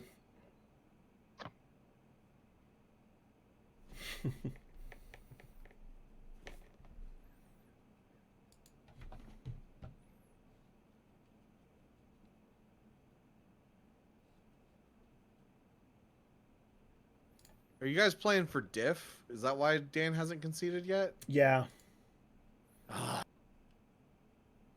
I know, right? Where is it? I think I posted on the memes thread the other day, but it was the Black Knight from Monty Python and the Holy Grail with all his arms and legs chopped off, and it says when you're playing for differential. I thought I was very clever. You are very clever, Kendall, sir. So, while we have you on, Kendall, let's talk a little bit about. So, you've been doing a lot of interviews and stuff for your bad deck breakdown. Yeah. When are we going to see another bad deck breakdown? Soon. I have 3 episodes that need posted. Okay. Just need to go through and edit them. Mhm. We did just a tease. We did an episode that was. I don't even think we talked about a deck, but we were talking with several players who got into the game in the last few years, Okay. having no history in the Decipher era, and sort of stuff. That was I don't even remember who was on that episode, but there was a big round table of people, and then had CRG CRG and I did a breakdown, just talking, or just a sort of mini tournament report of our NPC experience, which tells you how long that episode's been in the can. And then just a little bit ago, we talked to Lenny Rubin about his Shadow Collective deck that has some sort of gimmick that I don't remember. Okay. I apologize. I should have been prepared for this. So, But no, you're good. So while we're talking about this, when you just mentioned Lenny, interesting enough, Lenny didn't he? He's the new part of design, the design team. Is this true, Chris? I can confirm that, yeah. So my question to you is, are you scared that Lenny's going to break map? No. Why not? Because when you're on design, your fidelity's to the game, not to yourself. So if you have some sort of secret tech, Mm-hmm. your obligation is to report that rather than break it for yourself. Right, yeah. And that makes I mean, sense. if anything, he would fix it, because Yeah. he would find the thing and then, not. But I'm excited for Lenny, because Lenny's kind of like me in that he's a fan of Star Wars, the world, and I think that he's got a lot of clever ideas about thematic stuff. And sometimes somebody will be like, why isn't Star Wars blah blah, why isn't this card exist? And then he'll just in the Slack chat just be like, what if we did this? And in 30 seconds he'll design a perfectly feasible card, or a not feasible card that's a joke but is funny. Yeah. So I think he has a good understanding of how the game works, but also he wants to see a card that is, I can't remember. I think he's the first one that told me that he wanted to see a card titled "I Hate Sand." I could see it. I can really see it. I'm trying to think, because I've talked to him and he's told me so many cards that he wants to exist, like the title, not the specifics, but Yeah. I'm sure he'd be the perfect one to design a Canto Bite sub theme, or Sleaze Bagano. You want to buy some Death Sticks. That's the card that he told me in the first time I talked to him, back. He was in my first series of interviews. And Elon Sleazebagano, I think is the name of the character. Something like that, yeah. Yeah, he wants to see that as a card, and I do too. That's a great character. Yeah, when are we gonna get our Elaz Sleazebago, Chris? As soon as you can pronounce it. Kendall, teach me. How do you say his name? Well, his last name is Sleazebagano. Sleazebagano. Sleazebagano. There, I said that right. Apparently, though, if I remember right, from his story, he went home and rethought his life, but then it didn't get much better. Yeah. Like he was kind of a screw up, and eventually like died in a gutter or something. But I'd stick him in my court deck. That's what she said. Hi-yo.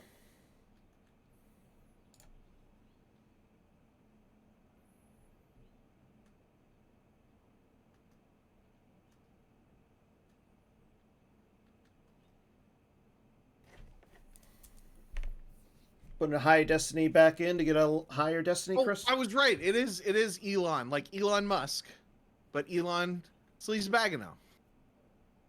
Elon, okay. Elon Sleazebagano. Boom, I said it. Chris, you're a man of your word. Make a card for him. Now you need to cosplay as him. I just packed away all my cosplay stuff.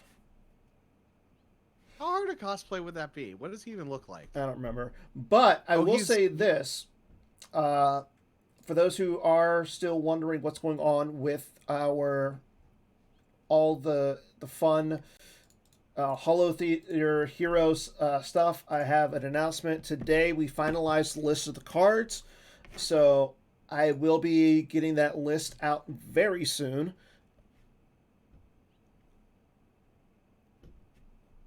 I just pulled a picture up of Elon Sleazebagano, and he looks like a Star Wars card player.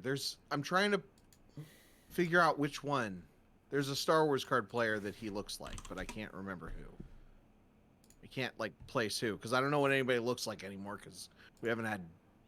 Yeah, who are real people?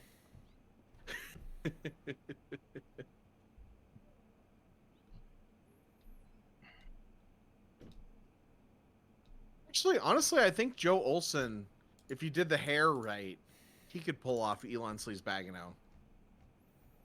I could see it.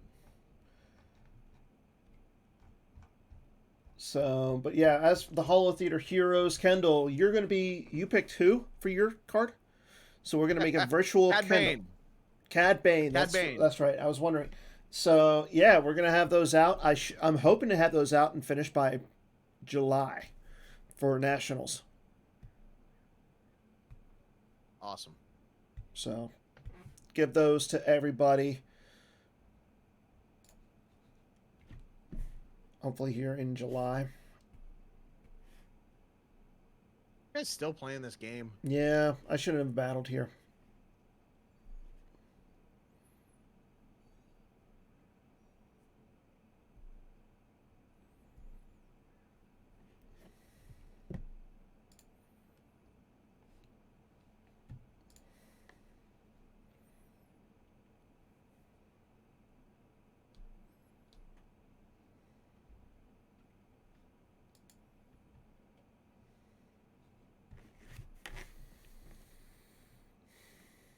I thought you had the sorry combo, Chris.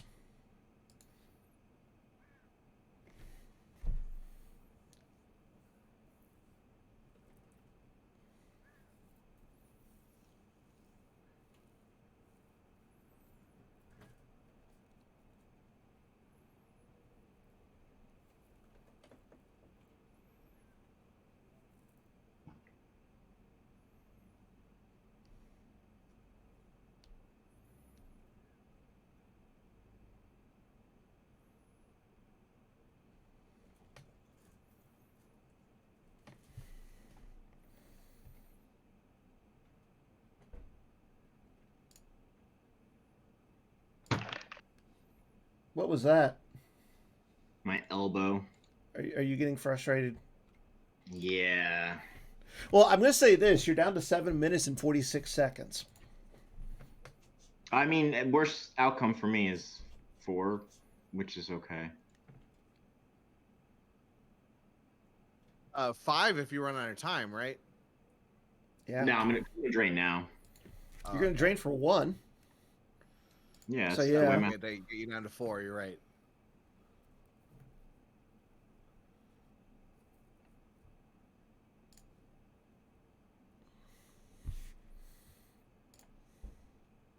You don't know that one card in Dan's hand is actually an On the Edge.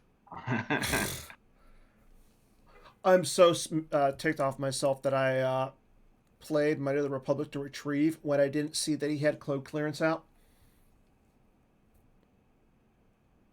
Well, when would you have played it? Yeah, I know. I wouldn't have played it to retrieve. I would have just kept retrieving with Luke. Oh. And I had 2 roses in the deck too. So I had 1 in my hand. I would have threw her out to the Senate, wait until I cleared the Senate, and then slid her over to the nightclub.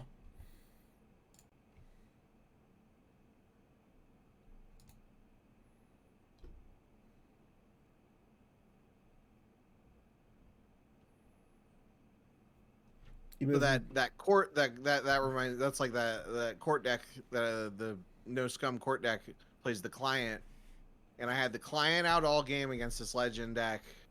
The client, and he never deployed to Tatooine, or almost never deployed to Tatooine. But like turn 2, he played Honor the Jedi, and I didn't have no escape in the deck. So he would have been getting hit with 2 damage every single turn for the entire game. I mean, obviously he could have, played different cards if I had canceled Honor, but it was kind of a bummer because it was like a real, it was probably single digit differential. 4, 5. That makes me so mad. It goes It 5. should- No, not the Destiny. Not the Destiny that makes me mad. It goes 5, 4, 5, 4, 4, 5.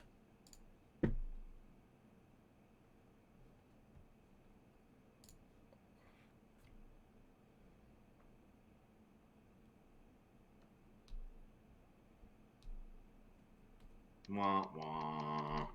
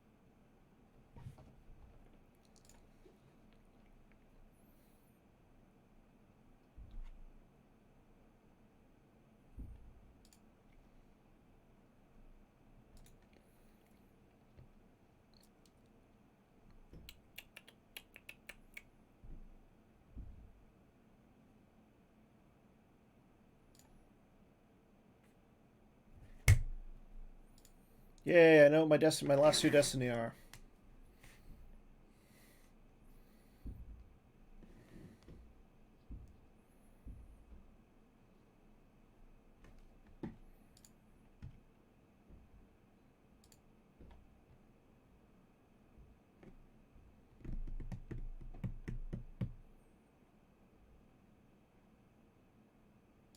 Hmm.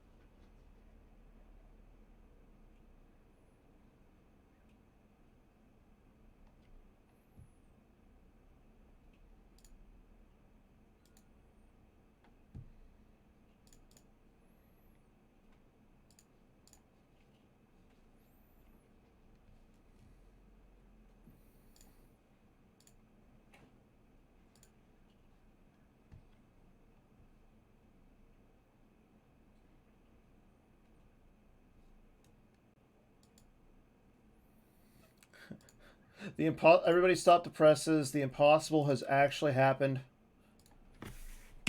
I'm going to beat Chris Kelly in a Star Wars game. And to be fair, I don't have all of the shields. Doesn't matter. I don't have the grabber or coward in my shield pile.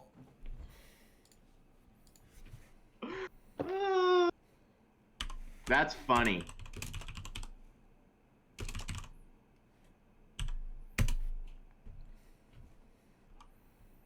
Chris, the first time I ever was gonna get to play against you, it was just like a casual game or OCS game or something, and I had just built the deck and I had forgotten to put any shields in the deck, and it was like we canceled the game and we were gonna restart, but then either somebody joined your game or they joined my game before you could rejoin, and we didn't get to play, and I was like, man, I'm never gonna get to play. I was gonna say, did you mean to do that? Yeah. No, the game's over. I want to end it quicker. Oh, well, that's fair. I got you down to 2 without having a flipping grabber or coward. Yeah.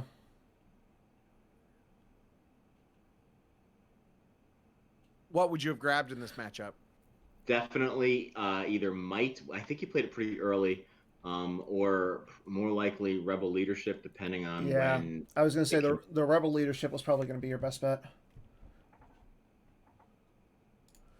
Wow. So you want to go into game 2? I'm ready. So you're at 2 life force. 2 life force. 37-39. Yeah. So that's the Jared Konsker first deck. Now Jared Konsker's second deck. I'm gonna sign off, you guys. Okay, Kendall. Well, thank you for joining us, Kendall. So again, Kendall starting next week is going to start the Sandcrawler Summer. That's going to be an exciting little Jawa event. We're going to have some more information regarding that coming this coming week. Really quick on Holotheatre, just to end this little before Kendall goes and signs off.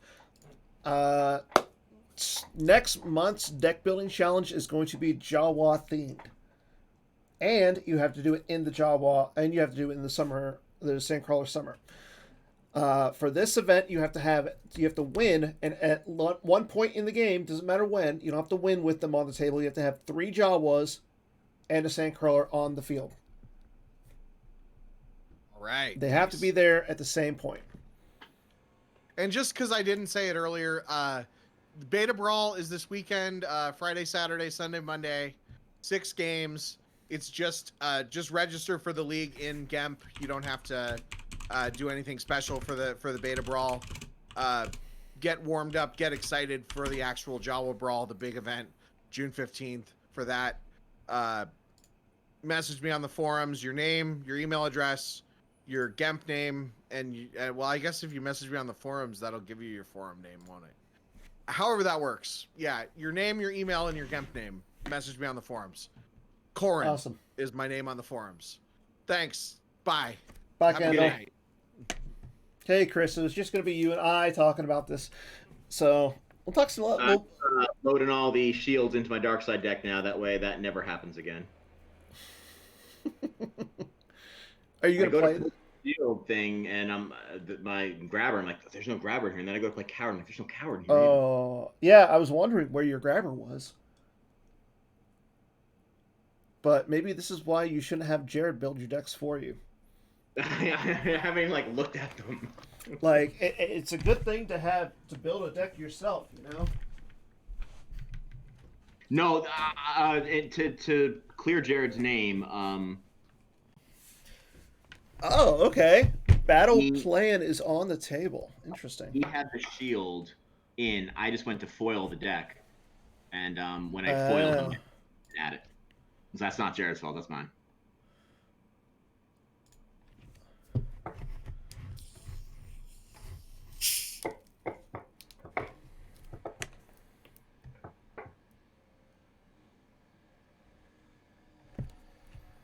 Make sure I got the shields. Yeah.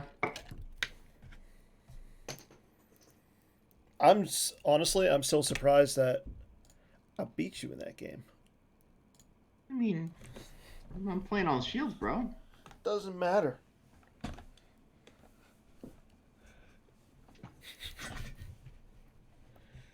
Does not matter.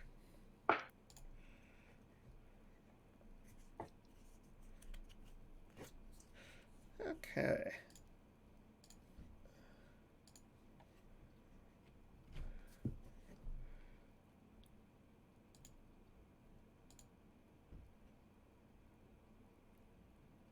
Okay, okay. Cool, cool, cool. Oh, you added Kedar. Yes, I did. You're checking for my deck. I didn't check for yours. And whose fault is that? Jared's.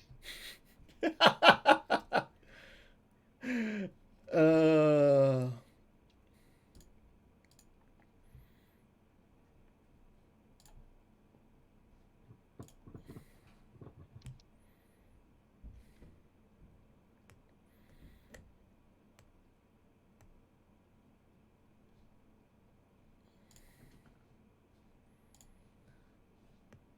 I will say I do like that you.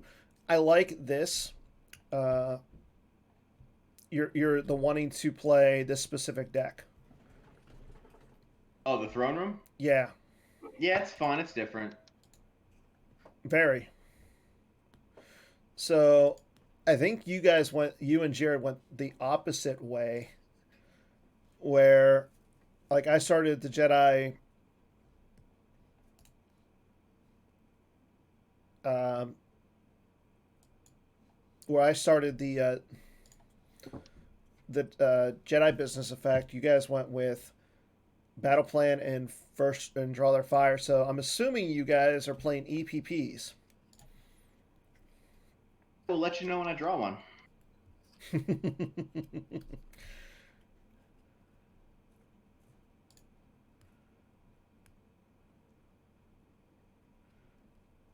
Okay.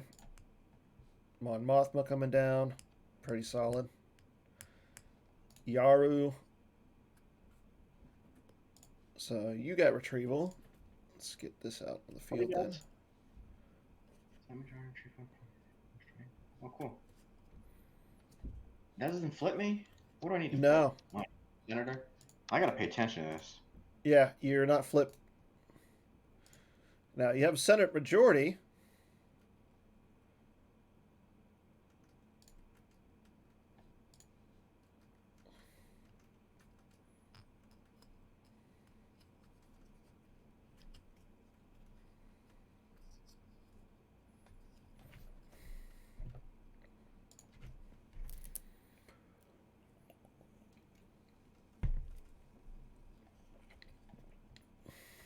Kelly takes the lead.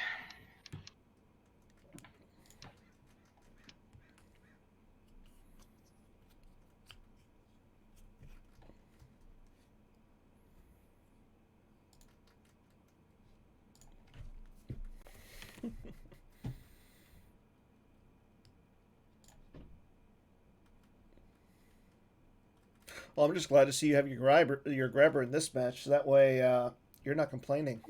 Gosh. I don't want to see you complain all night. To my credit, I didn't really complain the whole game. No, but after the game ended, you were like, "Well, I didn't have my grabber. I didn't have my coward shield. I didn't have dish. I didn't have that." I played at the end about my terrible play.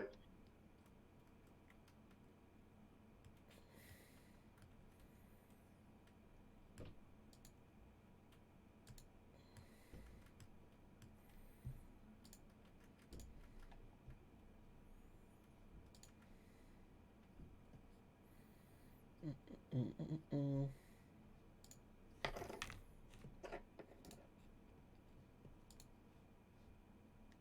What does this card do? So, Chris Kelly, now that Kendall is off the screen, You talk bad about him? no, I was going to say, um,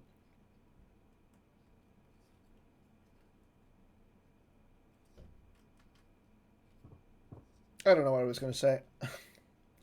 No, so let's talk a little bit more about set 15. So we've talked. During the swing and a miss, it's a hit segment. Hmm. You said that we both agreed that it looks like there's going to be more than 20, 25 or more cars in So this I set. think so. Now, is it the plan of design to put out bigger sets, or is this just because of this set? Uh, Like, or is there going to be anything going forward? Like, are we going to see like a big set, a small set, something along those lines? I think it's just going to be cards as both needed and as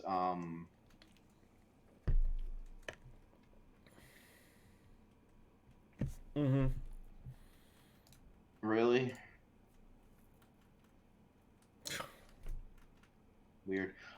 Cards as needed and as ready. Mm-hmm. So we have so much in playtesting, then also so much not in playtesting. Okay. Basically ready to go. Um, so we can release them a little more frequently than we have. Mm-hmm. Um, but starting that up, building up that reservoir has been kind of a lot on all of the volunteers, obviously. Yeah. Now that we have the reservoir kind of built up, we should be all right to start releasing some stuff a little more quickly. Um, so I don't know that we're going to see the big set really that we're accustomed to, but Mm-hmm. I would say moderately sized sets would be the norm. Okay. Um. So I'm thinking like starting like next year or so. Mhm. Do you think that there's going to be any? Can we see a set schedule once for, for the sets? Like, can we say like we can expect a set like in the February or March months, kind of like what Magic the Gathering does. Like they have a set schedule that they can follow. Uh, And that's something we could certainly explore. I don't know that we would need to commit to that because a lot of it has to do with the meta. So we're flexible now that we mm-hmm. can release things like that. And if we have to sneak a design card in to deal with the meta, we can do that. So here's okay. So I know that we've been doing a lot of erratas and everything. We've had erratas from I want to say it's been since um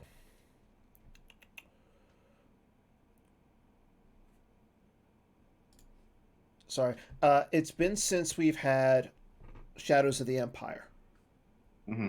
and we've seen the need for the errata with Shadows of the Empire. Then we've had erratas the map OA.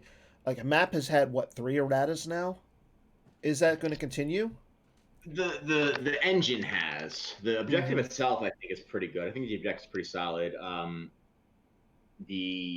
The flip side, I mean, it's basically your mind probing your lost pile. So that's kind of neat. I always Mm-hmm. thought the recursion, the interrupt, you stack it on the Kylo effect. I like that play and that interaction. Um, so the engine itself, though, if I had to do it over, I'd probably not make so many drain plus one things Mm-hmm. for first order. Speaking of which, Here we go. Case in point.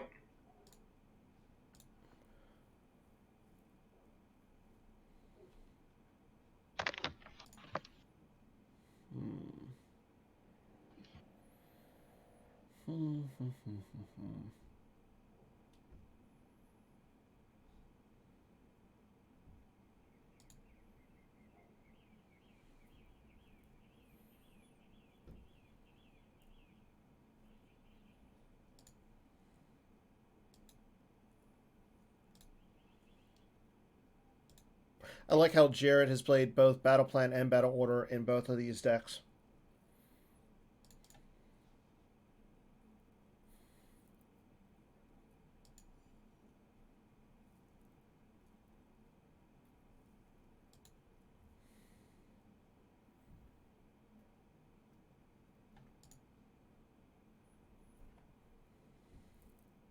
So how are you've talked about the pods for a while now? How are those pods running for the PC and design team? one pod kind of got a head start and jumped right out, and got everything done pretty quickly. But the other ones, sorry, I'm just counting some things.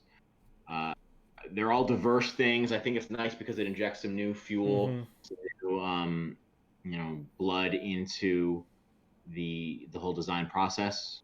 It's not the same people buying cards, and it just gives everything kind of like a fresh look, which I like. Also, it kind of alleviates the burden a little bit off of design, because we can't work on 5 things at once. But if there's pods, they can work on the different things. And I can see that. Has there been any really significant challenges with the pods so far? I think mostly for me, because I'm part of all of them, and then also moving things into playtesting, keeping the list together, and just it's a burden on the other design teams, the production teams. So I think that's probably the biggest challenge. Interesting. Is there any spoilers that you can give the audience right now? Because I know that we've been gone air for almost a little over 2 hours now. So just as a kind of a thank you to those who are sticking around. A spoiler that I can give. Let me make this action, and then I will see if there is one. See, this is why you got to watch Holotheatre. You got to watch the entire episode. If you're wanting a set 15 spoiler, here we go.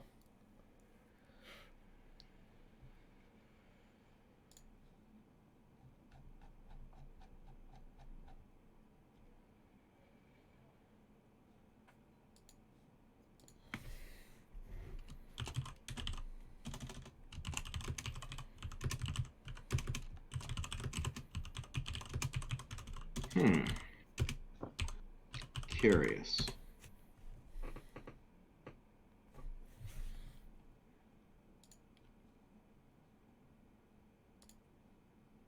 And what are you curious about, Mr. Kelly?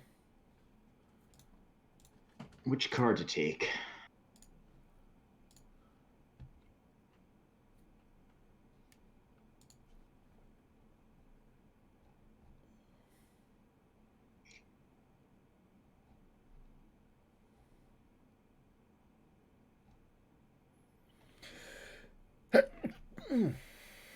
Excuse me.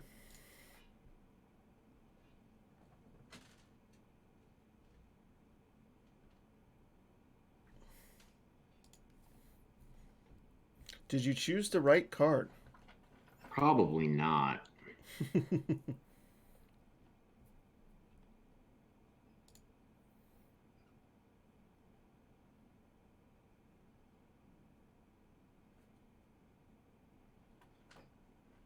Let's see. What can I spoil? No one tell Jared, please. No one tell Jared what? I'm spoiling the card. Okay. Okay, everybody, make sure you're paying attention right now.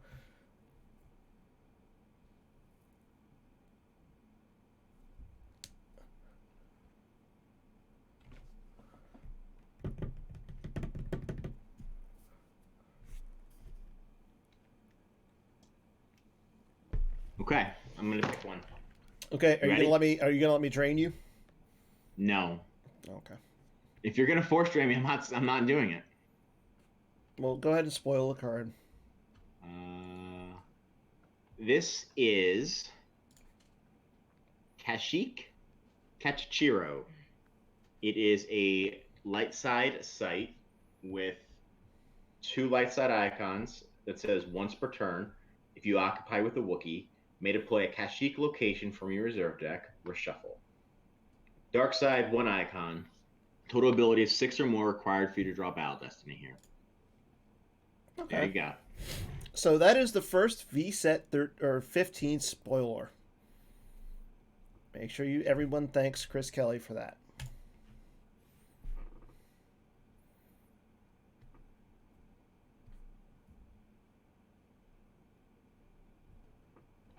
Yeah, I don't know what that.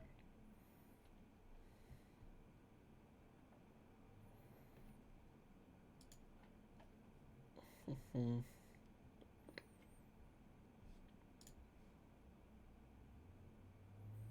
Hmm.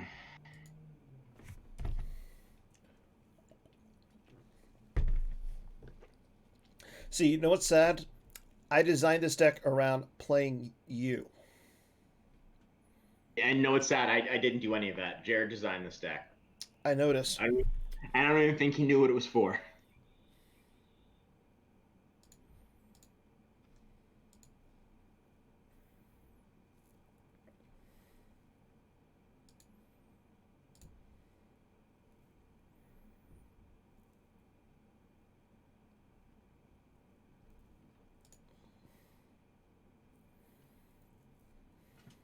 Got quite the force there over at Kajimi. Mm-hmm.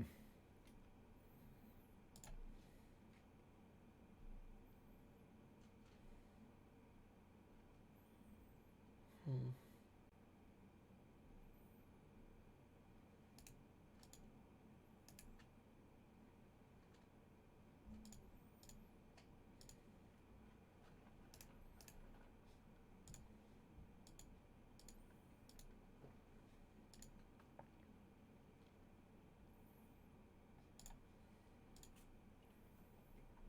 Let's go, man. I'm thinking.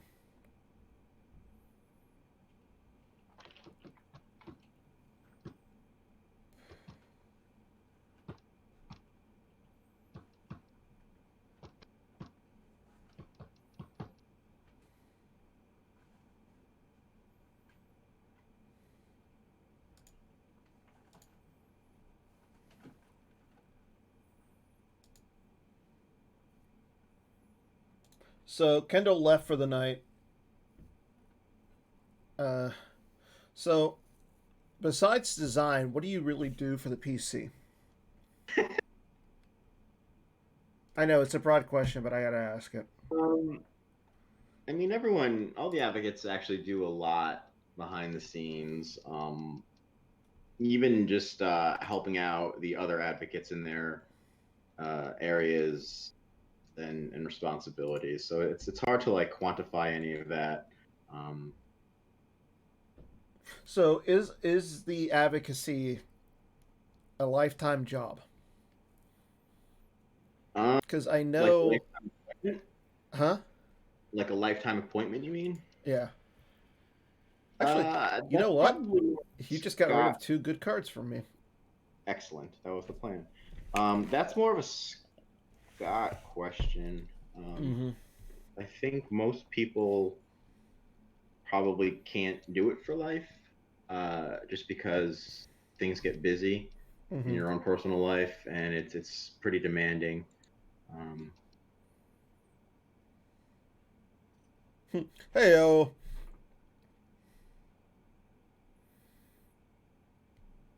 Well, those are some cards.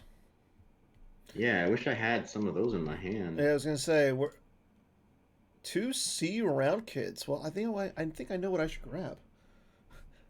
If that's what you're grabbing in this matchup, I think I'm okay. No, I'm not grabbing that. I'm dumb, but I'm not stupid. I like that. I like that. But design actually has a lot under it. Mm-hmm. It's not just the actual writing of the text; it's the production as well.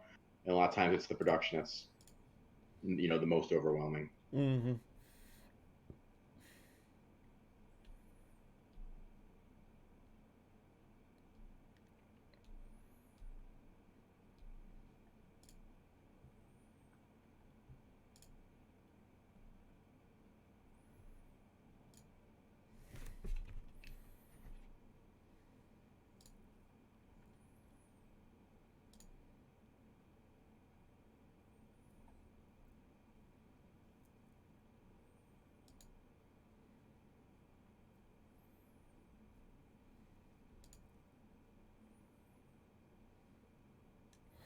So I don't think we've actually talked about this, but what got you into Star Wars originally? Um, The game or The the game. fan The game. the game. The fandom got me into the game. A lot of people played Magic. I didn't really like Magic because they're all nerds. But I play cool cards like Star Wars. Really? So when it first came out, I saw that commercial with who's going to fly the X-wing, Luke Mm-hmm. Skywalker, and it was pretty cool. I was pretty excited about that. Um,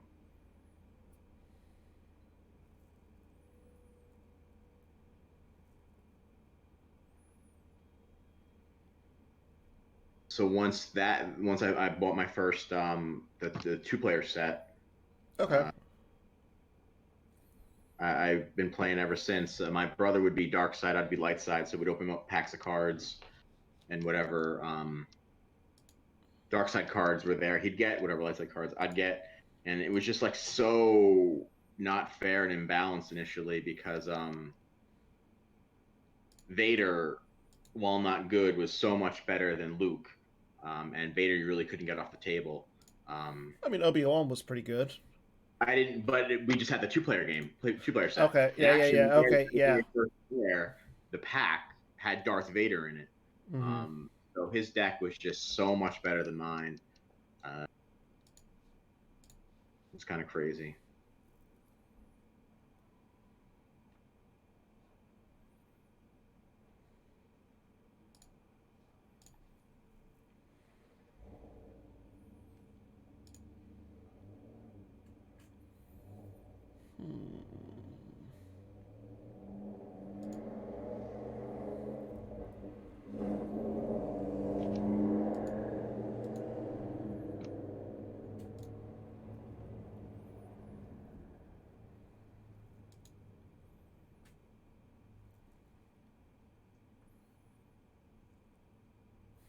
Do you remember what your first rare card was? Yeah, I mean because it was Darth Vader, so Oh, you gave it to your brother? and thinking there's no way that this is the super rare, hard to get version that everyone's talking about. Yeah. I had But this. sure, I did the same thing when I was a kid. yeah. Okay.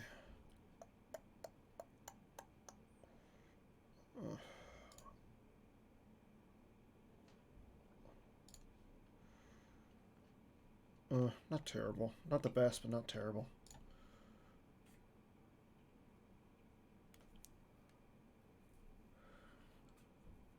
So then you've been playing since essentially day one. Is this correct? No, because my first foray was the 2-player game, so I didn't like buy any packs Mm-hmm. then.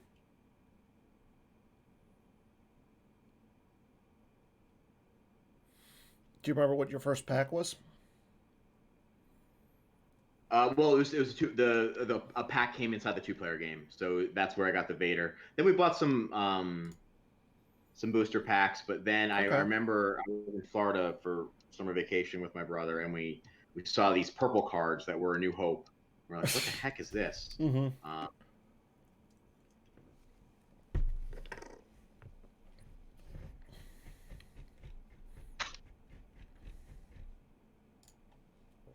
what about you? What brought you in? So funny enough, the same thing. The fandom. Growing up, every Christmas on I want to say it was like TNT or TBS or one of those two. Star Wars would play on Christmas Day, the original trilogy, and it always started. It would always go in order and everything. So, but I never really watched A New Hope because it would start when I was opening gifts and stuff. So I got into the part with Empire. And I remember one like towards Christmas seeing the X-wing commercial, the commercial Yeah. from where Han and Chewie are there, and Luke and Obi-Wan are replaced.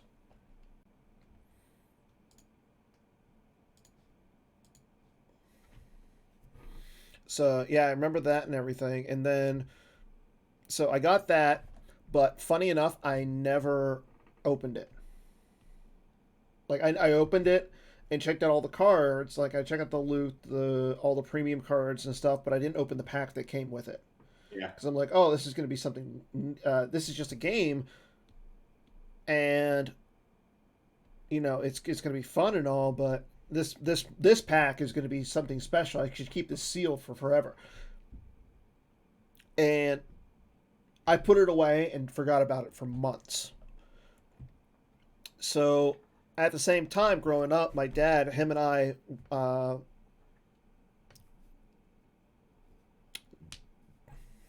let's play.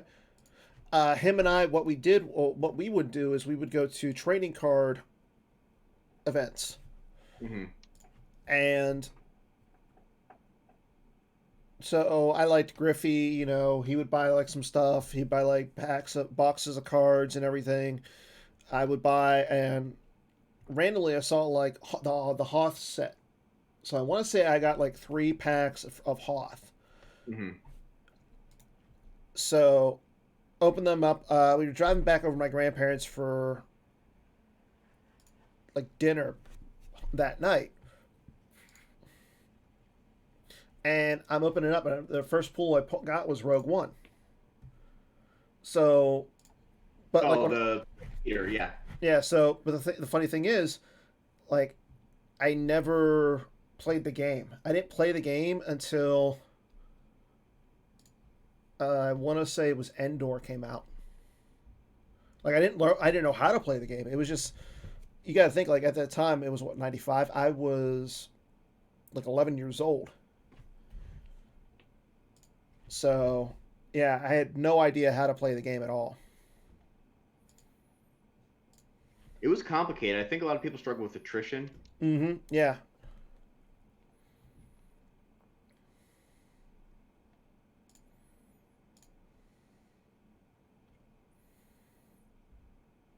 But I mean, nowadays, even now, I can't play the game.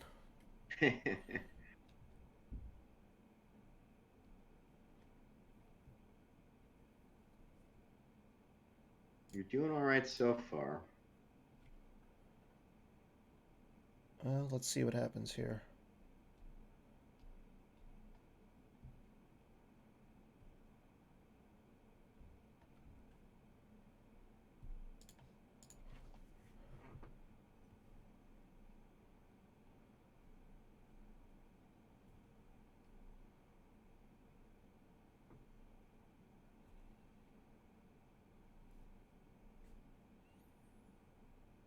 Another Clash of Sabers. Very nice.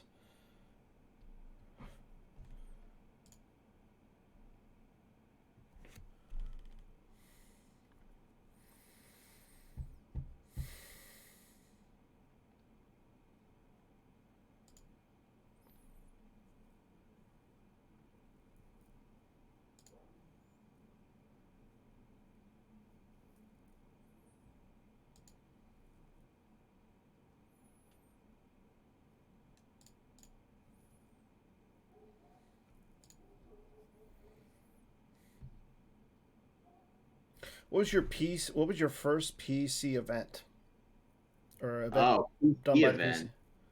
Huh? Um, so after the license, around when the license was getting lost, Mm-hmm. I was pretty active in tournaments and things. So I ran a few as well. Okay. Um, one of those, but first, like big PC event. I think Jared brought me to an NPC once. Like that was at a hotel. I remember that being pretty cool. But then obviously after the reset, it was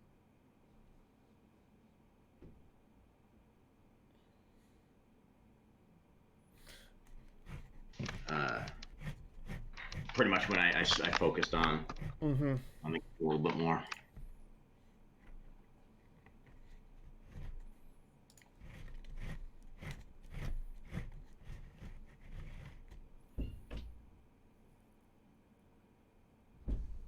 Ah, that fun chick. You did it. Yeah, I did.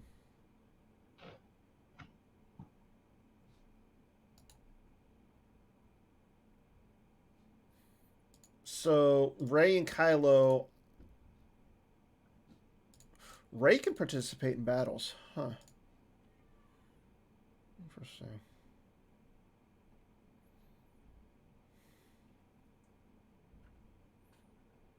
Kylo can't.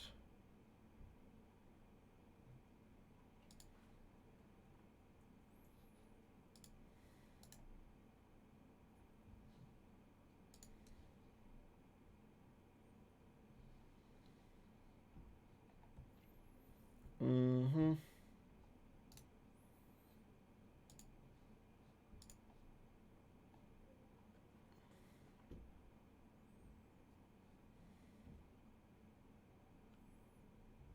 Yeah.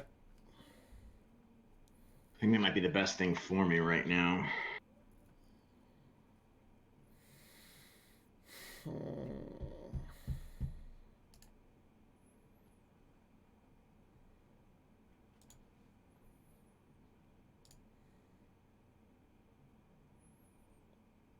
Why? Look at my power. Okay. Um. Because I'm pretty sure I know what the next destiny is, and I have a Sith Fury in the hand, so. Okay.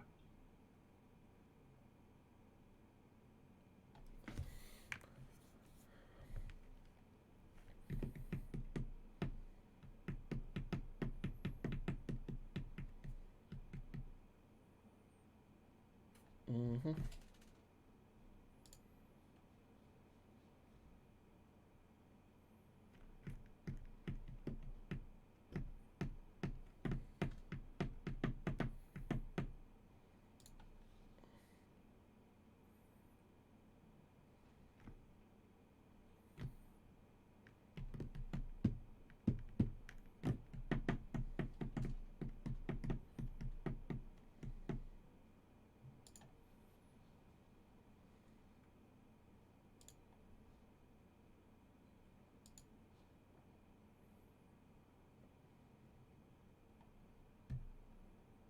Kind of hope you hit here.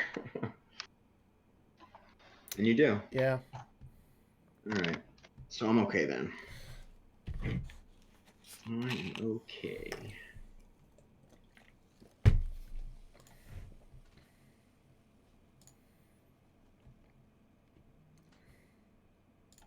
Interesting.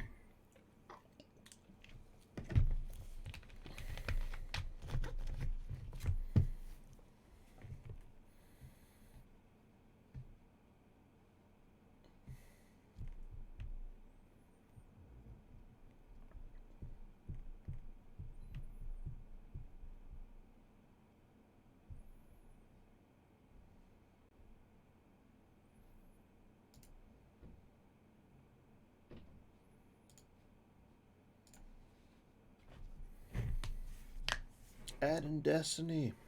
Nice. Let's see.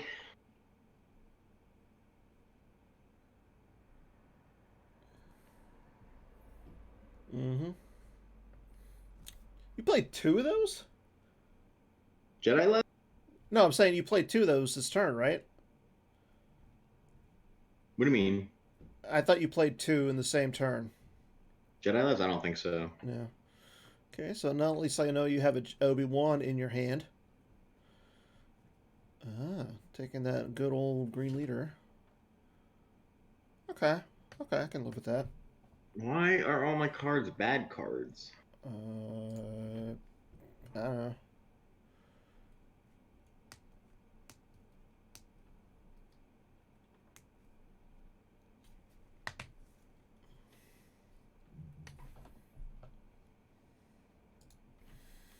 I do not have an answer for you, my friend. Jedi. Oh, I during mean, opponent. yeah, it's not. Yeah.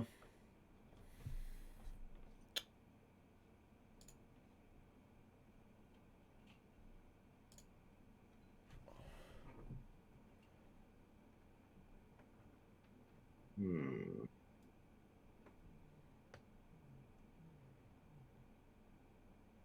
Well, that's a crappy destiny.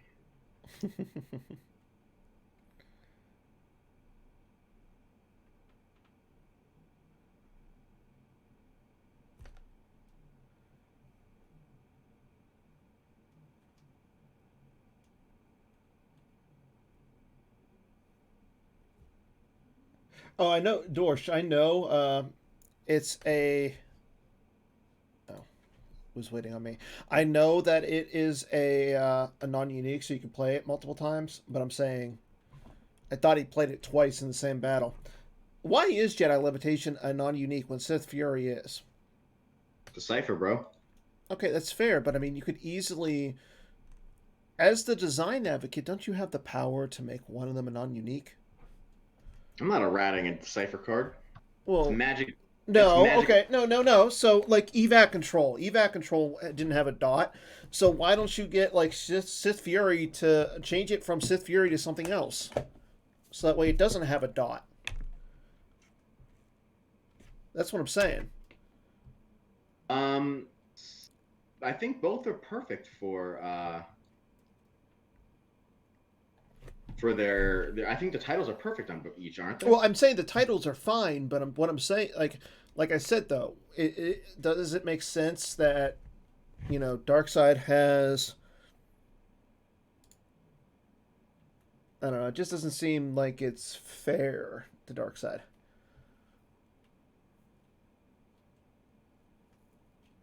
Ah, I'm stupid.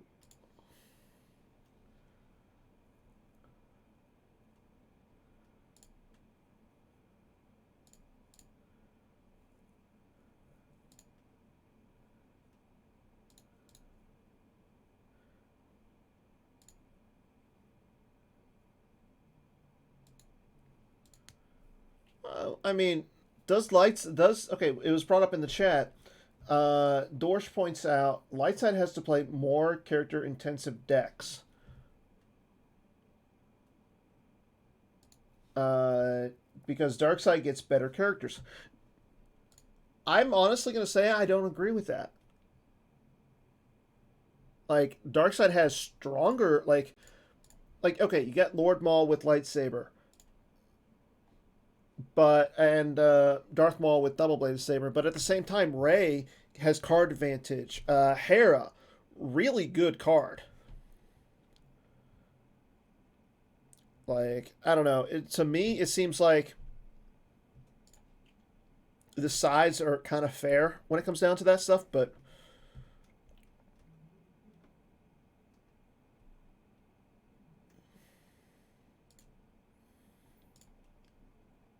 oh yeah, Ahsoka. Ahsoka is probably one of the best characters ever you guys ever made. I love Ahsoka. That's mine.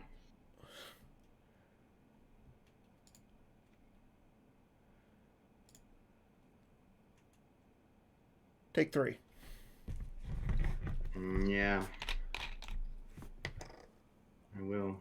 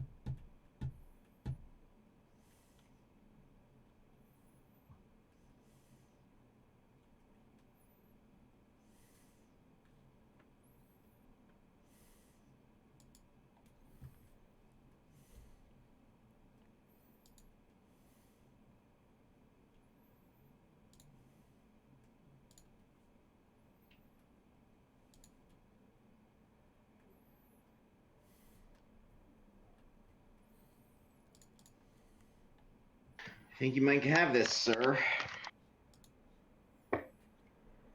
We'll see.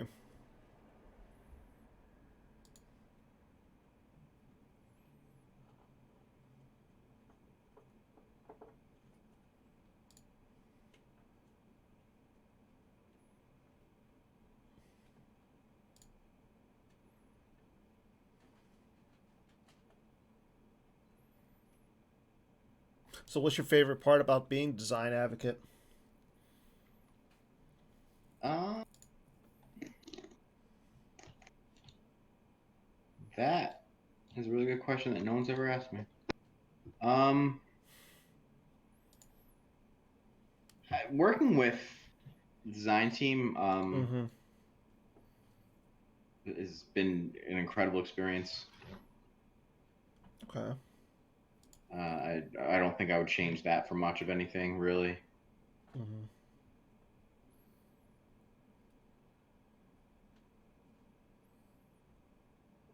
Now, is there anything that you would change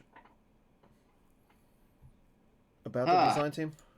You're hitting me with the hard questions so late when we're thinking. Oh, I'm on autopilot right now. I know exactly what I'm going to do on my turn. What would I change? As far as the system, Mm-hmm. if I was like awesome Star Wars in charge king, I would probably let us use images from the movies. I think graphics sometimes are limiting in what we can do. I know there's been some cards that we wanted to Mm-hmm. release, couldn't because we didn't have images for. Through no fault of the graphics team, but just if we could use movie images, that would be fantastic. Um, And I know that Scott and especially Casey are really worried about us using real images because of lawsuits and stuff. yeah, it's a real thing. Yeah, but I know like the Star Wars TCG group, the one that put out the old Wizards of the Coast one, Yeah. they're able to use their images. It's different because we have a relationship with Lucasfilm. They negotiated that deal with Warren, Mm-hmm. and it's always been we have um, the we do it under the sanction of them. So I don't know that the Wizards of the Coast group does do that Mm-hmm. for them, but I don't think it's worth jeopardizing our legitimacy. We are the PC that came out of Decipher. Like there was no, Yes. it was complete overlap, and that's pretty cool.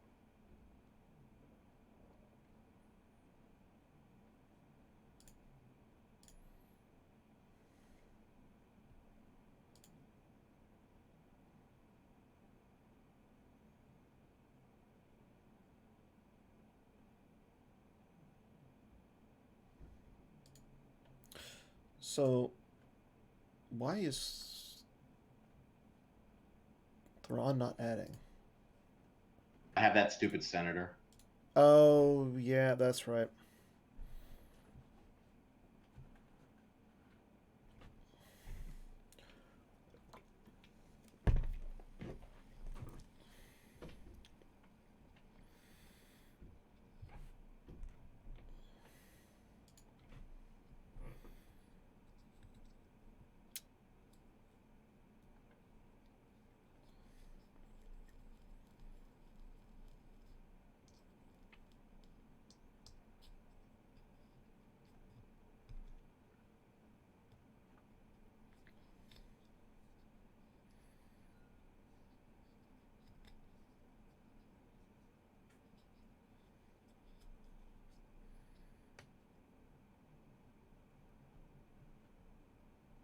Forgot all about that stupid senator. You played her first. No, this one, Horrocks Rider, is the one. And I didn't play Horrocks Rider last game at all. I guess I sure go ahead and lose this guy. No, not that one. That one.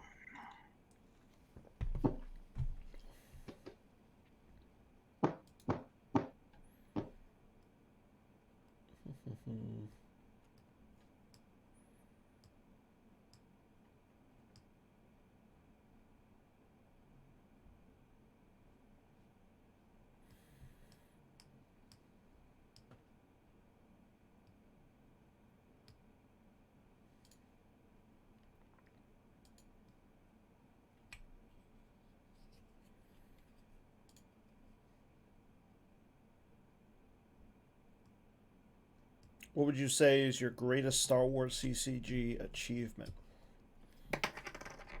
Um,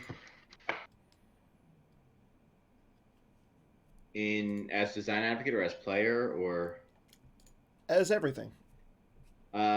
design advocate, hopefully we'll look back and say the pods. I think it's too Mm-hmm. early to say that, but I would say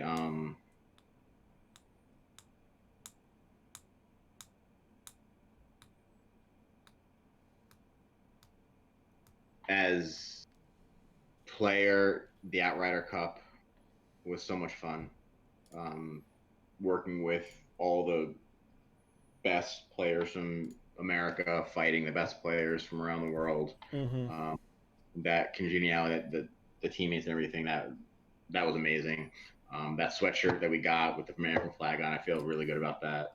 And just everyone got along, both on Team America and Team Europe, where we were just all friends playing cards, and that was really fun. As design advocate, I would probably say the tweak set. It was really hard to pull off to get everyone to buy into it. Mm-hmm. We wanted to fix some things, and I think design did a great job of that. Credit to every member of design who did that, who put their thought, their blood, sweat, and tears into it. Um, that was really good. So I would say those are probably my two best achievements. How about you? Besides being the face of Star Wars CCG. That's probably my greatest achievement. Um, I mean, I really haven't won any events. I've placed really high in consolation events. Uh, I mean, I've been working with the PC for, God, it feels like forever now.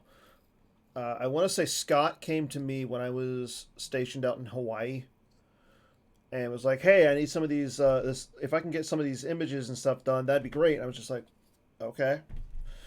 And I worked on graphics for a while, doing some of that stuff, but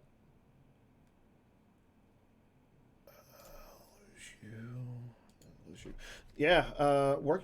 I've been, like I said, I've been working with the PC for what seems like forever now, and worked with graphics. Tried to work with marketing, and Chris Menzel, and then after that, also, I really don't want to lose him. I don't want to lose him. Yeah, man, that's all I really talk about. But yeah, I mean, getting Holotheatre back up and running and just hopefully has seeing how big of a success it has been. I will say, trying to do this every week, it is a challenge, but Sure. as long as people enjoy it, you know, I think they do. who knows? Not me.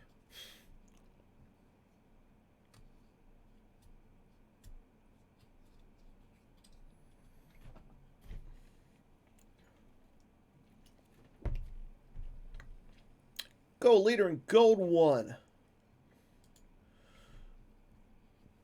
So,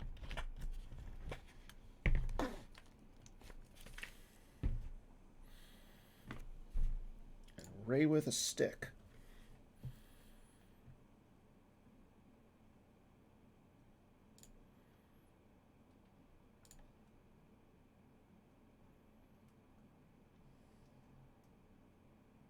Let's go.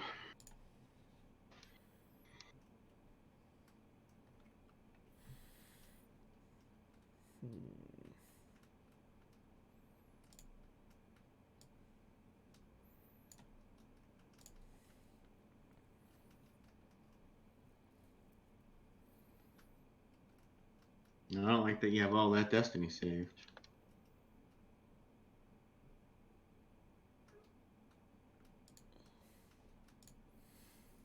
My problem is I don't remember what my destiny is.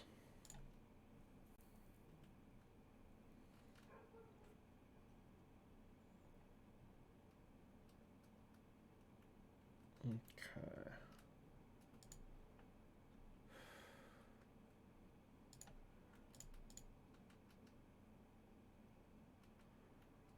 That's what it is. Yeah.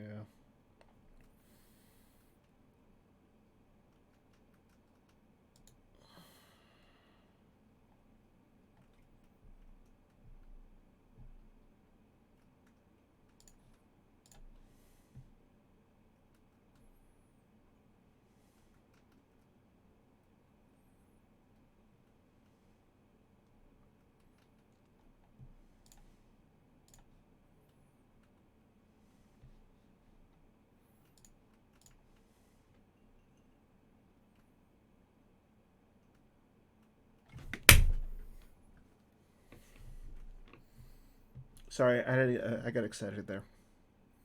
Why? That's not what I wanted to say. Rats. Mm-hmm.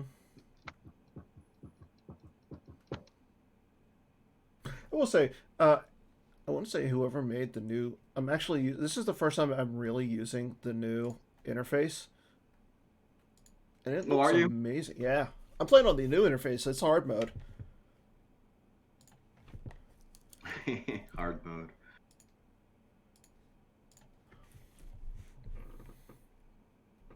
Curious.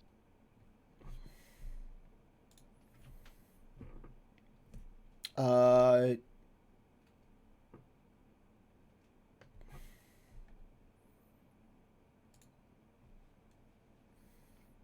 what's so curious about that? Thought you'd do some damage.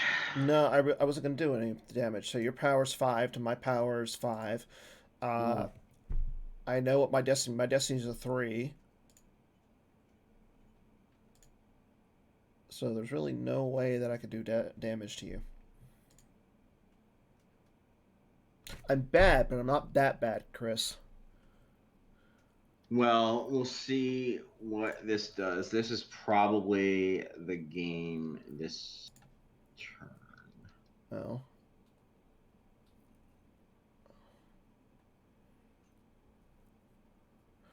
Your Luke's up there, so you gotta have what, an Obi-Wan left? I don't know. Oh, you should know.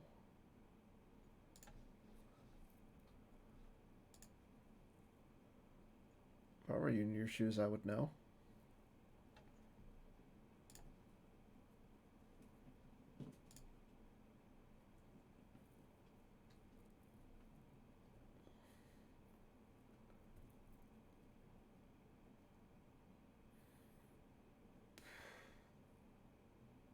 That's some good Take it. destiny.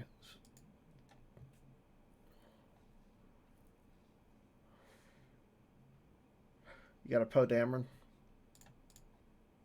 Oh, I should be so lucky.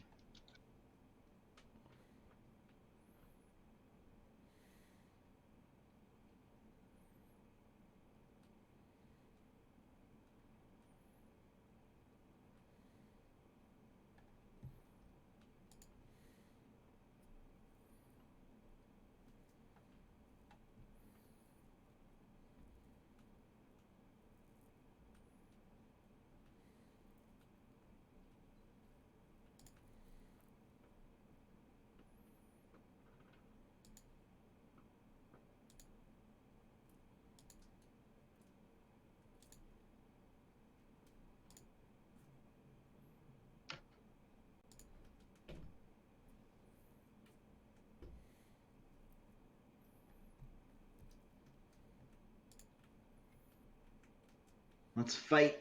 See how it goes.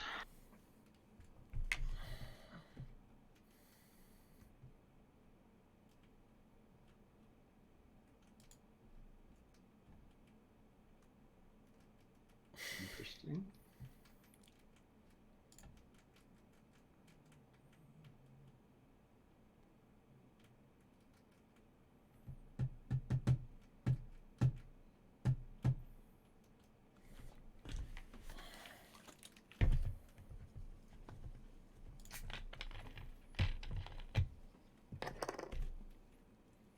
Boo. That I'm happy to see. Oh wait, no, I'm still good, right? You're just immune less than 8. I think I'm still good. Yeah.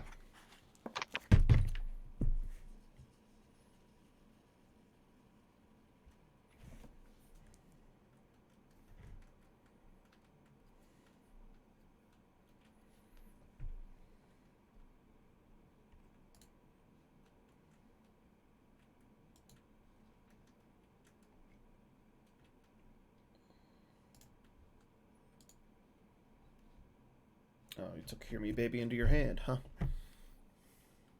Might as well get a shield out of it. Mm-hmm.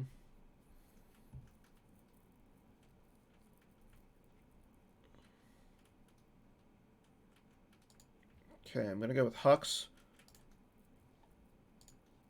and Thrawn. Yay. I mean, you got Horrocks Rider out. What can I do against him? Just whittling your power down. Yeah, slowly.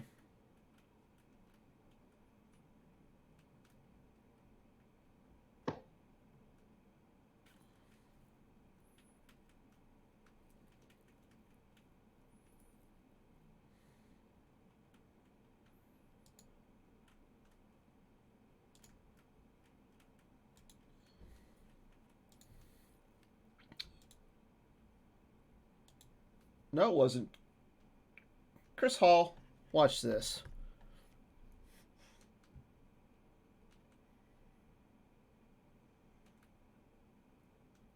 I don't know what's going on, but it seems exciting. Neither do I.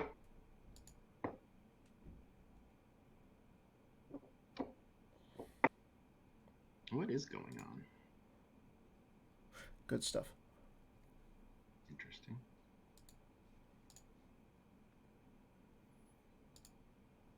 Well, I'm currently hitting you for 4 this turn. I know. I could do math.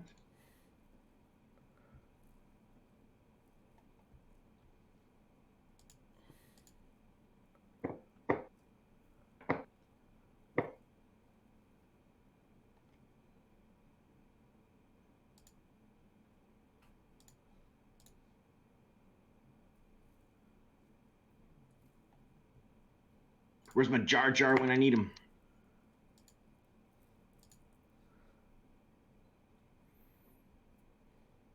Not where you need him.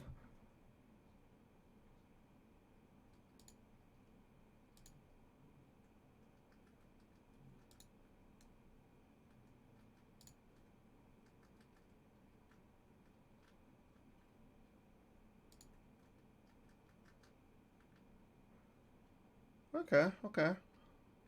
There's some cards. I could be, if I get lucky, I could teleport Yoda over. Oh, yeah. Where, in front of Mara? Yeah.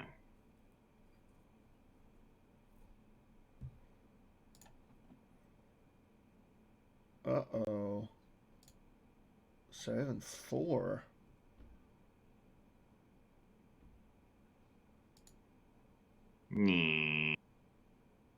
So it would be 10, 11. Yeah. And I want to say that's Vader plus maybe Pride. Da, da.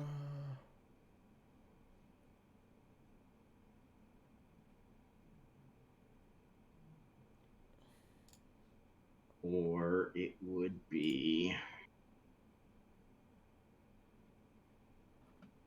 14. I guess I could do that. You're still hitting me for 4. Well, I mean, I got down, so I put down Kendar the Black here, going to the battle planes instead.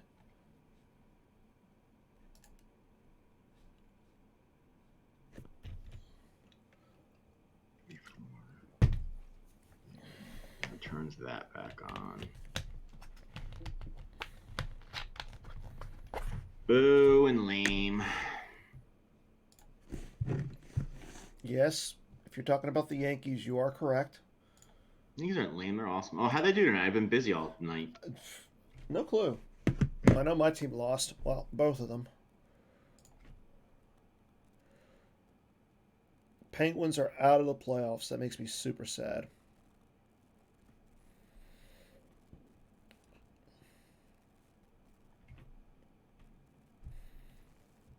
And just for you, Chris, just so you know, your Yankees got postponed. Rain? Or did Blue Jays, were they terrified? Probably rain.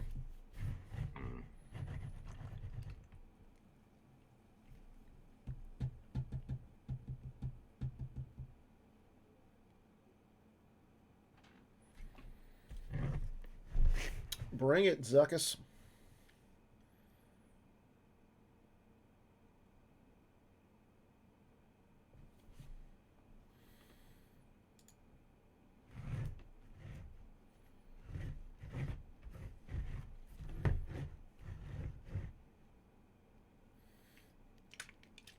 You got an all wings combo in your hand?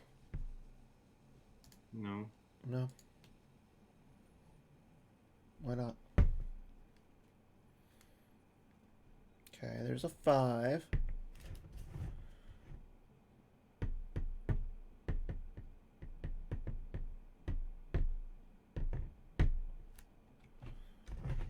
Okay, you got me to...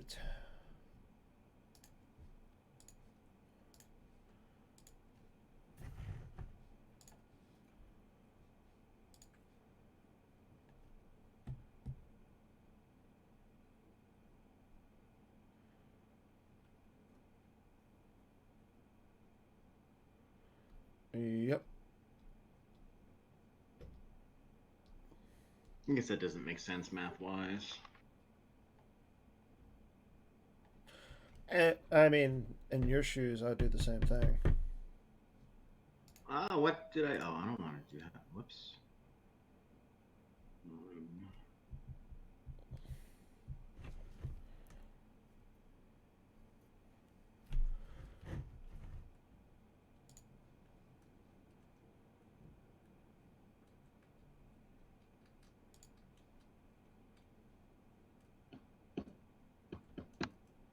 Mind if I take that back?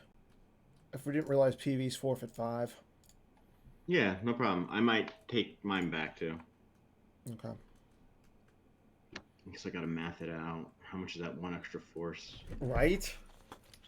doing for you? Like, holy crap.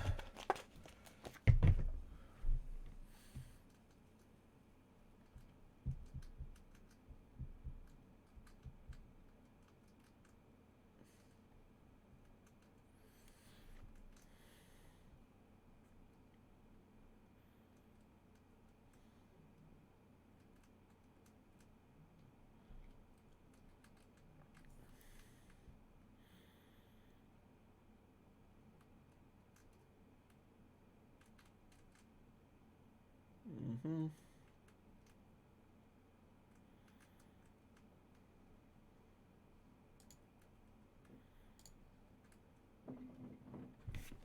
I like how most of your cards are shiny. I need to play in more leagues.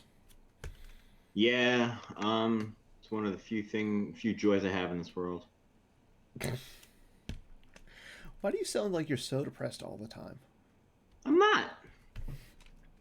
My the attrition 6? Oh, Yeah. I guess that doesn't. Yeah, I drew 4, and I've got Pride and PV there. I was thinking of just losing gold leader. Yeah. But not if it's 6.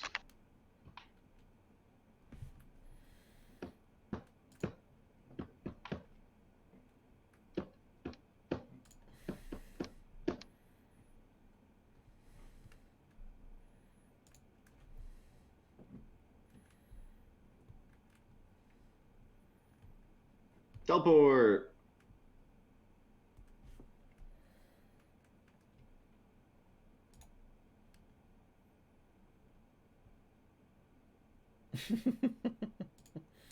Apparently, in the chat, Joker King states that you're surrounded by Sooners and Dallas Cowboy fans. I'd be depressed too. It's not wrong.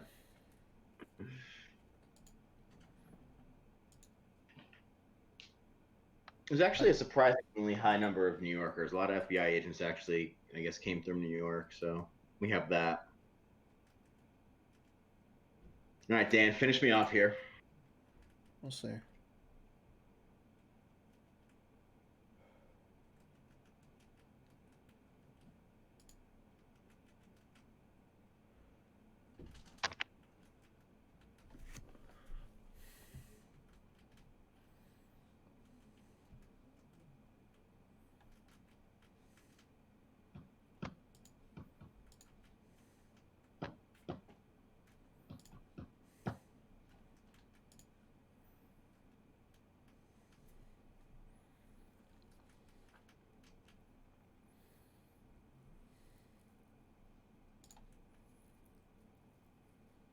That will likely do it.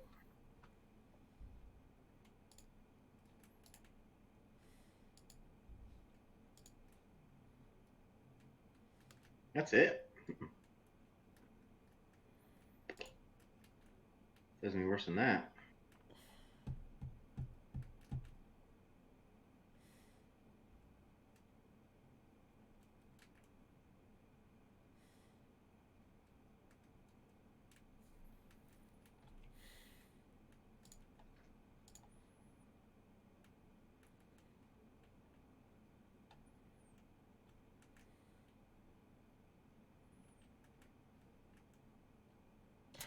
Fucking hell. I screwed up.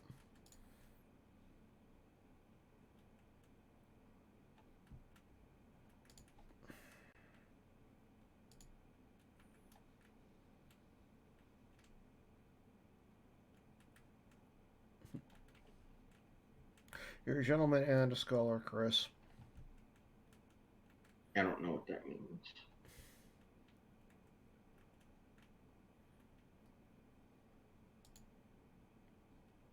Ah! What? What am I doing? I'm pressing on buttons and not doing the right thing. Okay. Because I keep forgetting in the new interface for you to click to activate like one force at a time, you have to click on the reserve deck. That's my only problem that I had so far with this interface.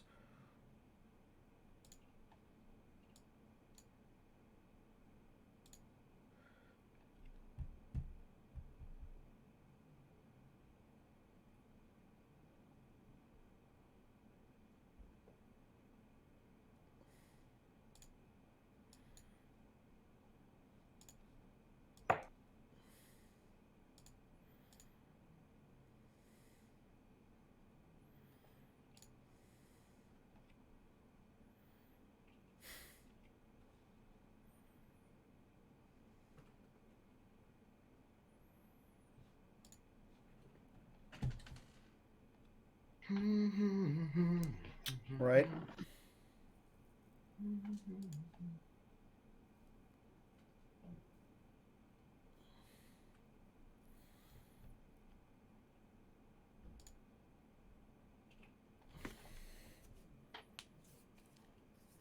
Is Chris going to go to any of the Women's College World Series softball games? Where are they being held? Dorsch, can you let us know where they're being held?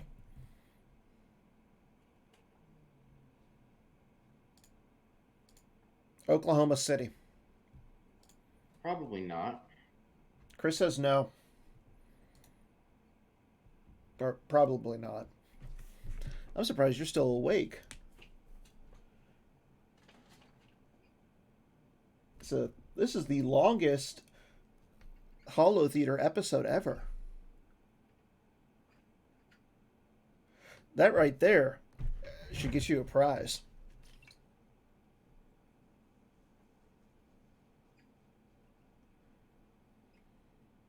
All right, let's see how this goes.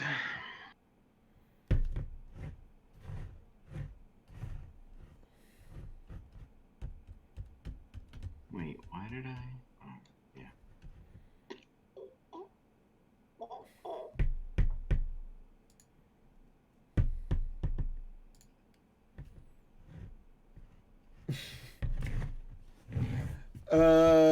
If you want that to be the prize, Chris, sure. So he's got a 5, a 2, a 5, and a 5. Those are some nice destinies. King of Jokers says in the chat, I thought the prize was getting to spend 3+ hours with you. That's like the nicest thing anyone's ever said to anyone. Geez, I wish I didn't walk earlier. Extra life force would be sweet. I'm wondering what that one card in your hand is. I'll never tell. Sure.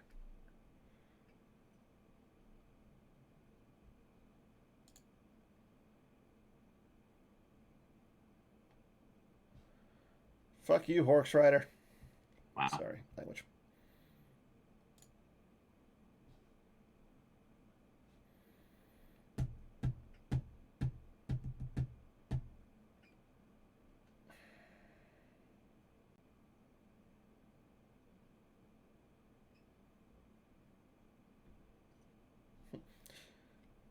Draw one bad destiny, please. You know what my destiny are. I know.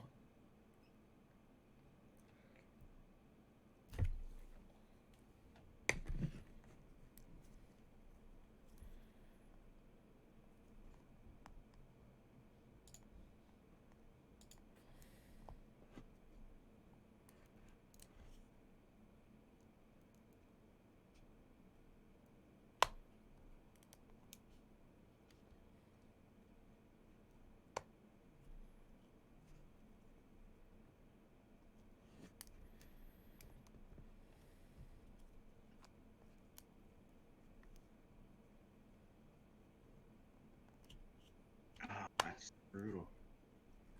Brutal.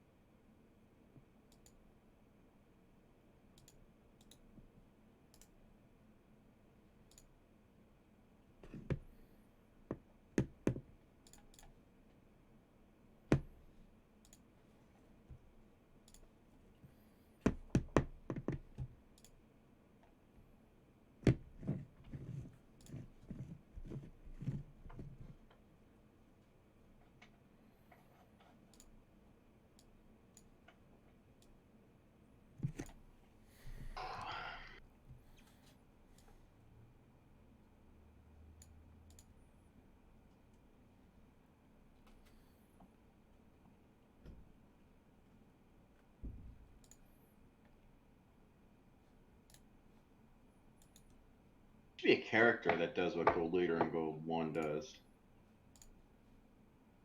Nah, I think that's fine how it is.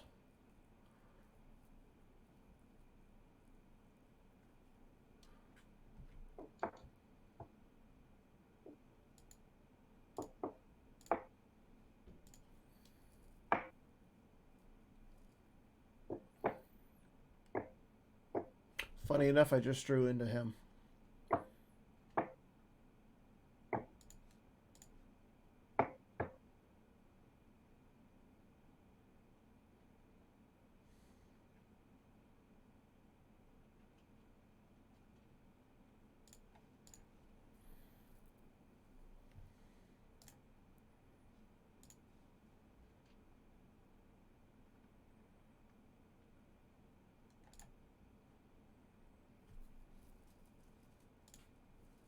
Huh. I want to make sure I hit the little Muppet. Yeah. But I'm pretty sure if I draw even a 1 here, I would have hit him. Okay. Yeah.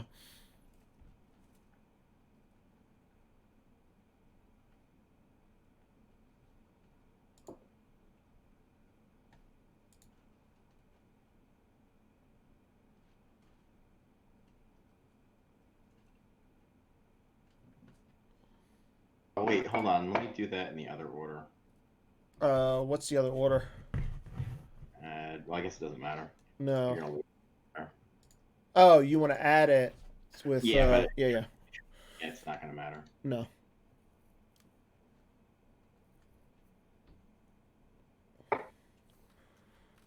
So you're down by, what, 8? You draw 5. Oh. Wah! And I ditched the Jedi Live. Mm-hmm. That's GG, my friend. Is it? Yeah. They make them forfeit equals 0. These weapons do.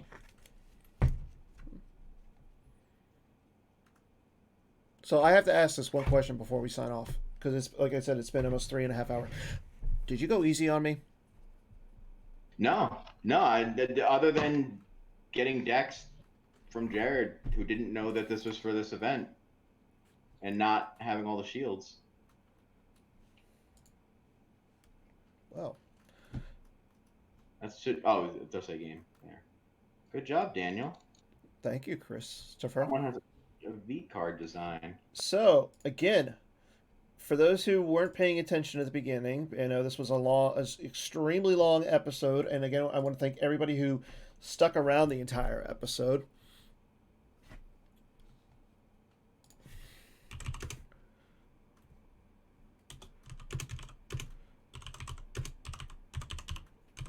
still there?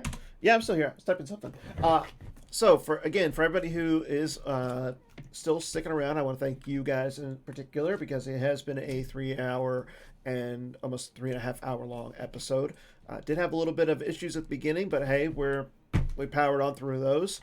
I want to thank Kendall for sticking around for at least game one. Chris, it has been fun. We are now we're tied. We are tied. We are tied for these challenges. Yeah. So Tiebreaker. Yeah. You won the first one. I won the second one. So again, the V card light design will go to whoever the 2021 guest of the year is from Holotheatre. This just means I have guest of the year. Yeah, it's not gonna be dependent. Like, you might be end up guest of the year. Who knows? You've been on enough. I mean, you've been on way too much. So I gave you a spoiler. You did, and do you want to reiterate what that spoiler was? I don't remember. It was some Kashyyyk site. It was a Kashyyyk site. So it's a 2/1 Kashyyyk site. Once per turn, if you occupy with the Wookiee, made it play a Kashyyyk location from reserve deck, reshuffle. Dark side is 1 icon, total ability of 6 or more required for you to draw Battle Destiny there. There you go. So, Chris giving out a spoiler tonight for VSET 15. I think that's all we got for everybody tonight. Again, thanks for sticking around. It has been a long episode, but we'll have to do one of these again at some point because we're tied, sir. It'll happen. Tiebreaker. Yeah. Have a good night, everyone. Take care.